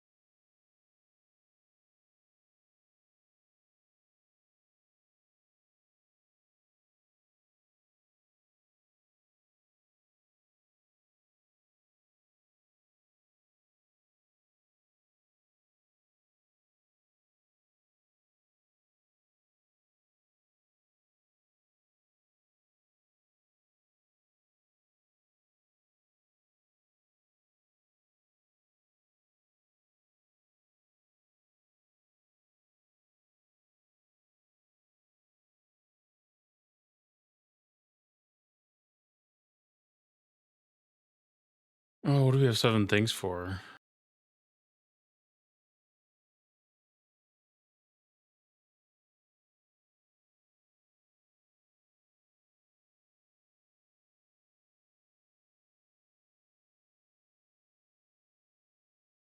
All right, so we're making some ground back now.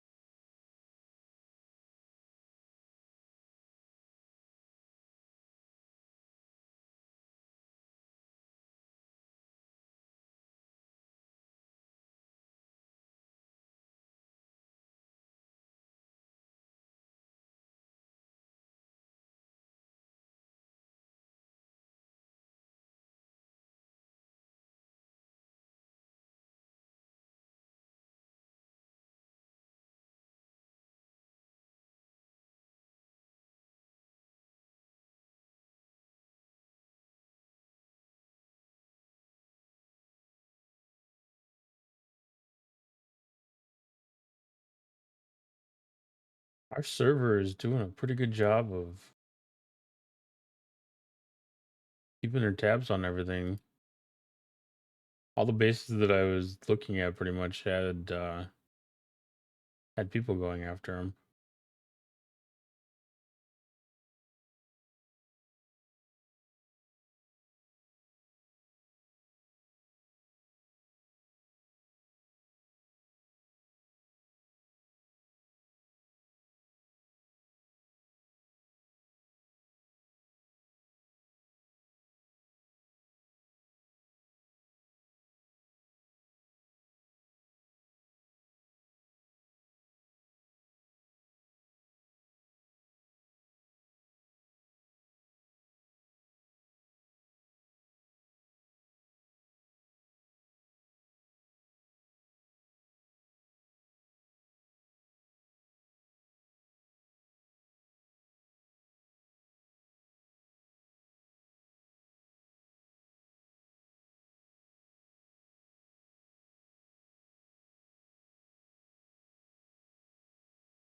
Okay, I think you found a new one.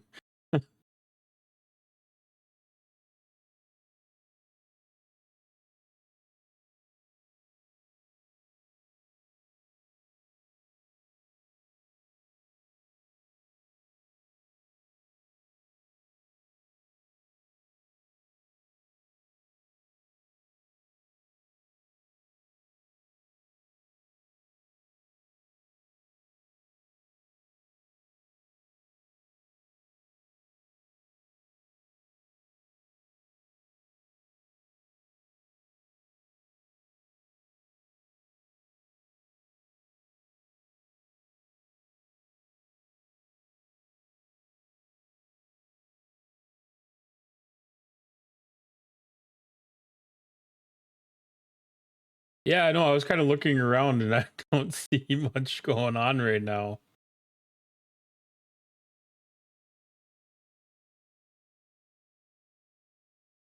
I'm getting ready to hop off.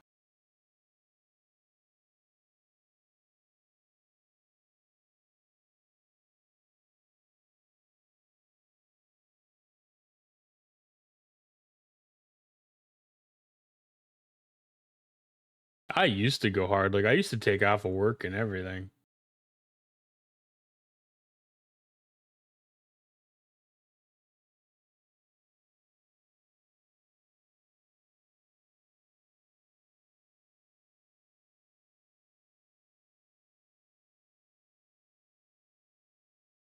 Hop off.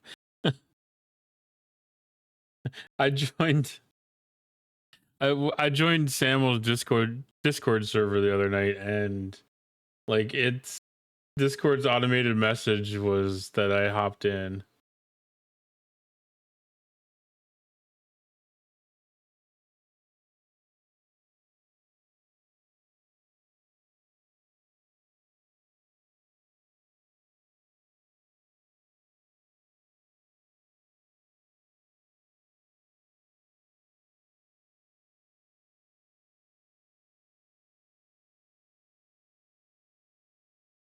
Yeah, Cottontail hopped into the server. I was like, okay. Sense of humor.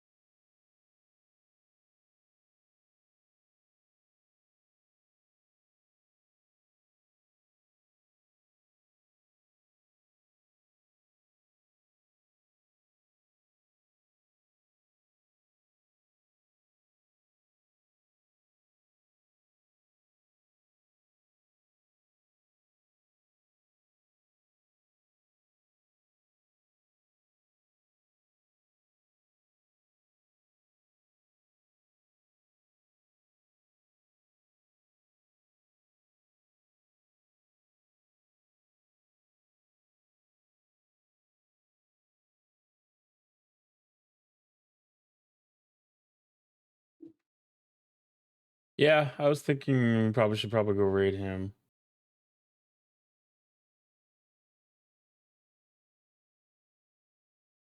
Sound Yeah, I was just listening in on his stream. It looks kind of sounds like they're in the middle of something. Having some stuff popping in here and there.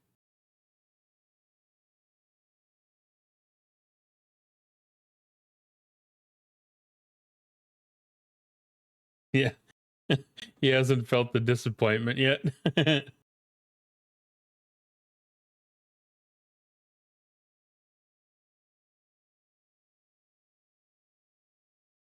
Well, he's not playing. Well, he's on a break right now.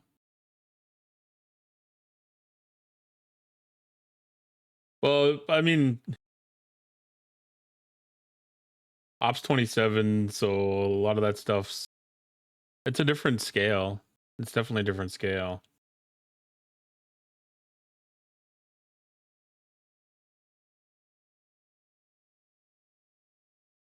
It's it's enticing because you're actually getting stuff that you can use. Like right now, like when I see these bases that have like 12 trillion par steel, I'm like, okay, that's awesome, but I don't need par steel.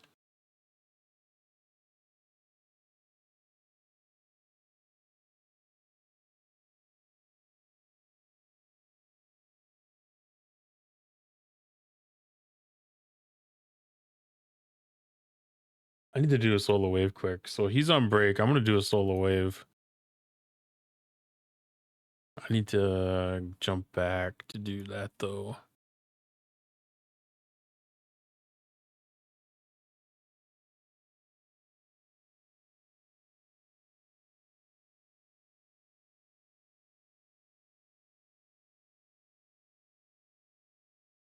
I might do some searching around here for stuff too. It didn't seem like there's very much popping off though.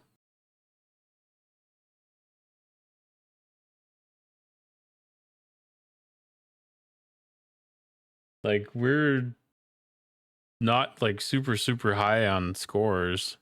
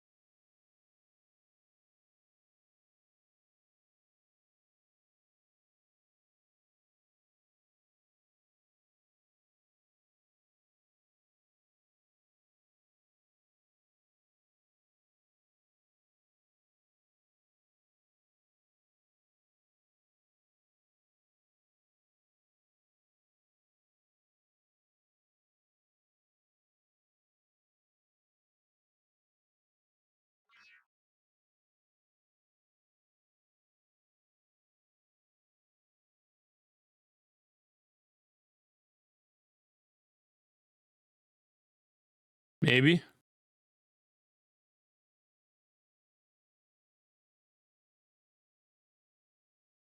Maybe not.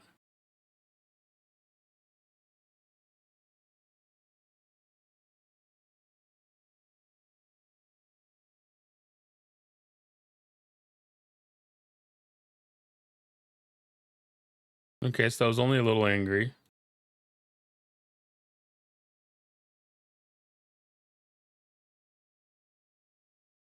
What is this symbol?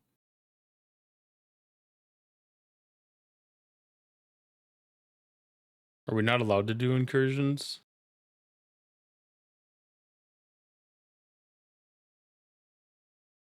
I might be angrier now.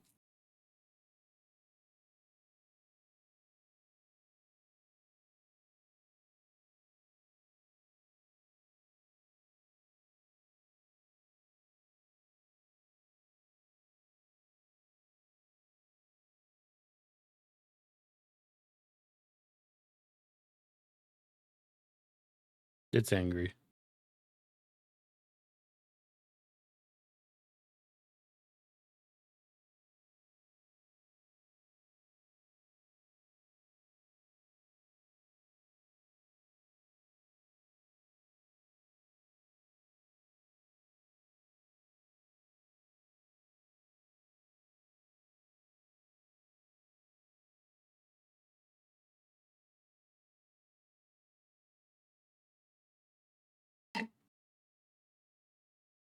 I mean, if I have to wait till tomorrow, I can, I guess, but I'd rather not.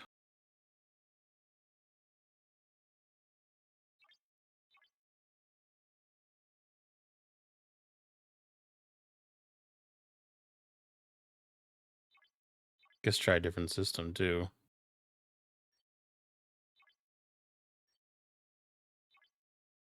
Okay.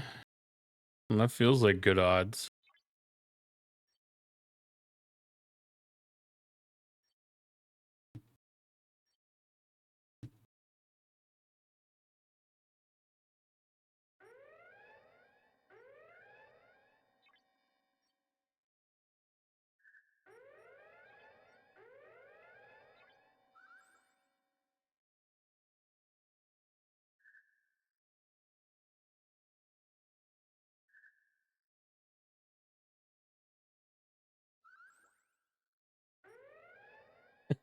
Man, everybody keeps on saying keep all your fingers. I don't think people don't trust me. Thanks for stopping in, Retro. I appreciate it. Have a good night. Enjoy your 4th and enjoy the rest of your weekend.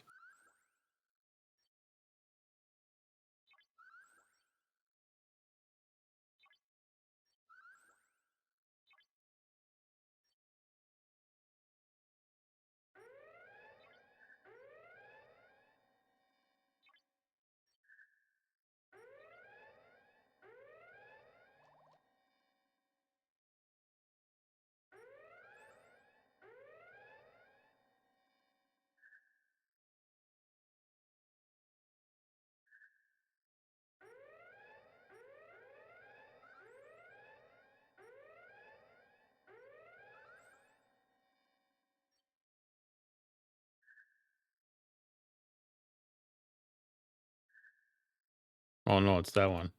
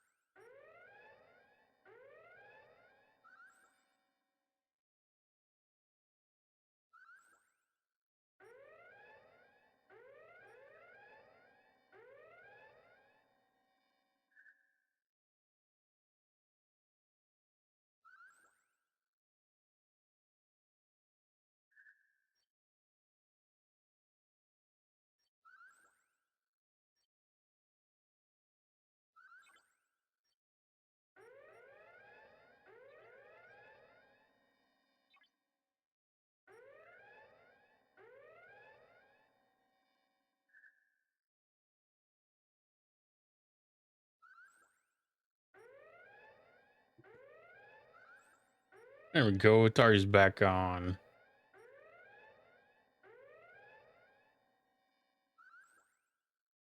All right, so I'm gonna start a raid out to him. If you want, you can please copy one of the raid messages, and we will share that message in his chat when we arrive over there.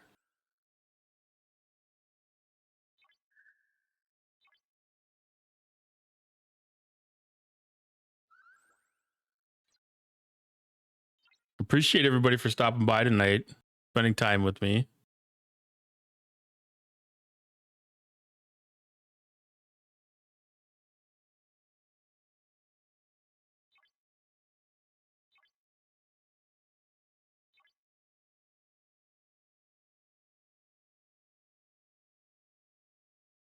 Hope everyone has a great night. Everybody in the United States, I hope you have a happy and safe 4th of July. I will be streaming again next on Sunday. If I get bored and scared of the hot weather, and if it's raining or anything like that, I may pop in Saturday night or anything like that. So keep a lookout for me. Otherwise, I'll see y'all on Sunday. Thank you and have a great evening.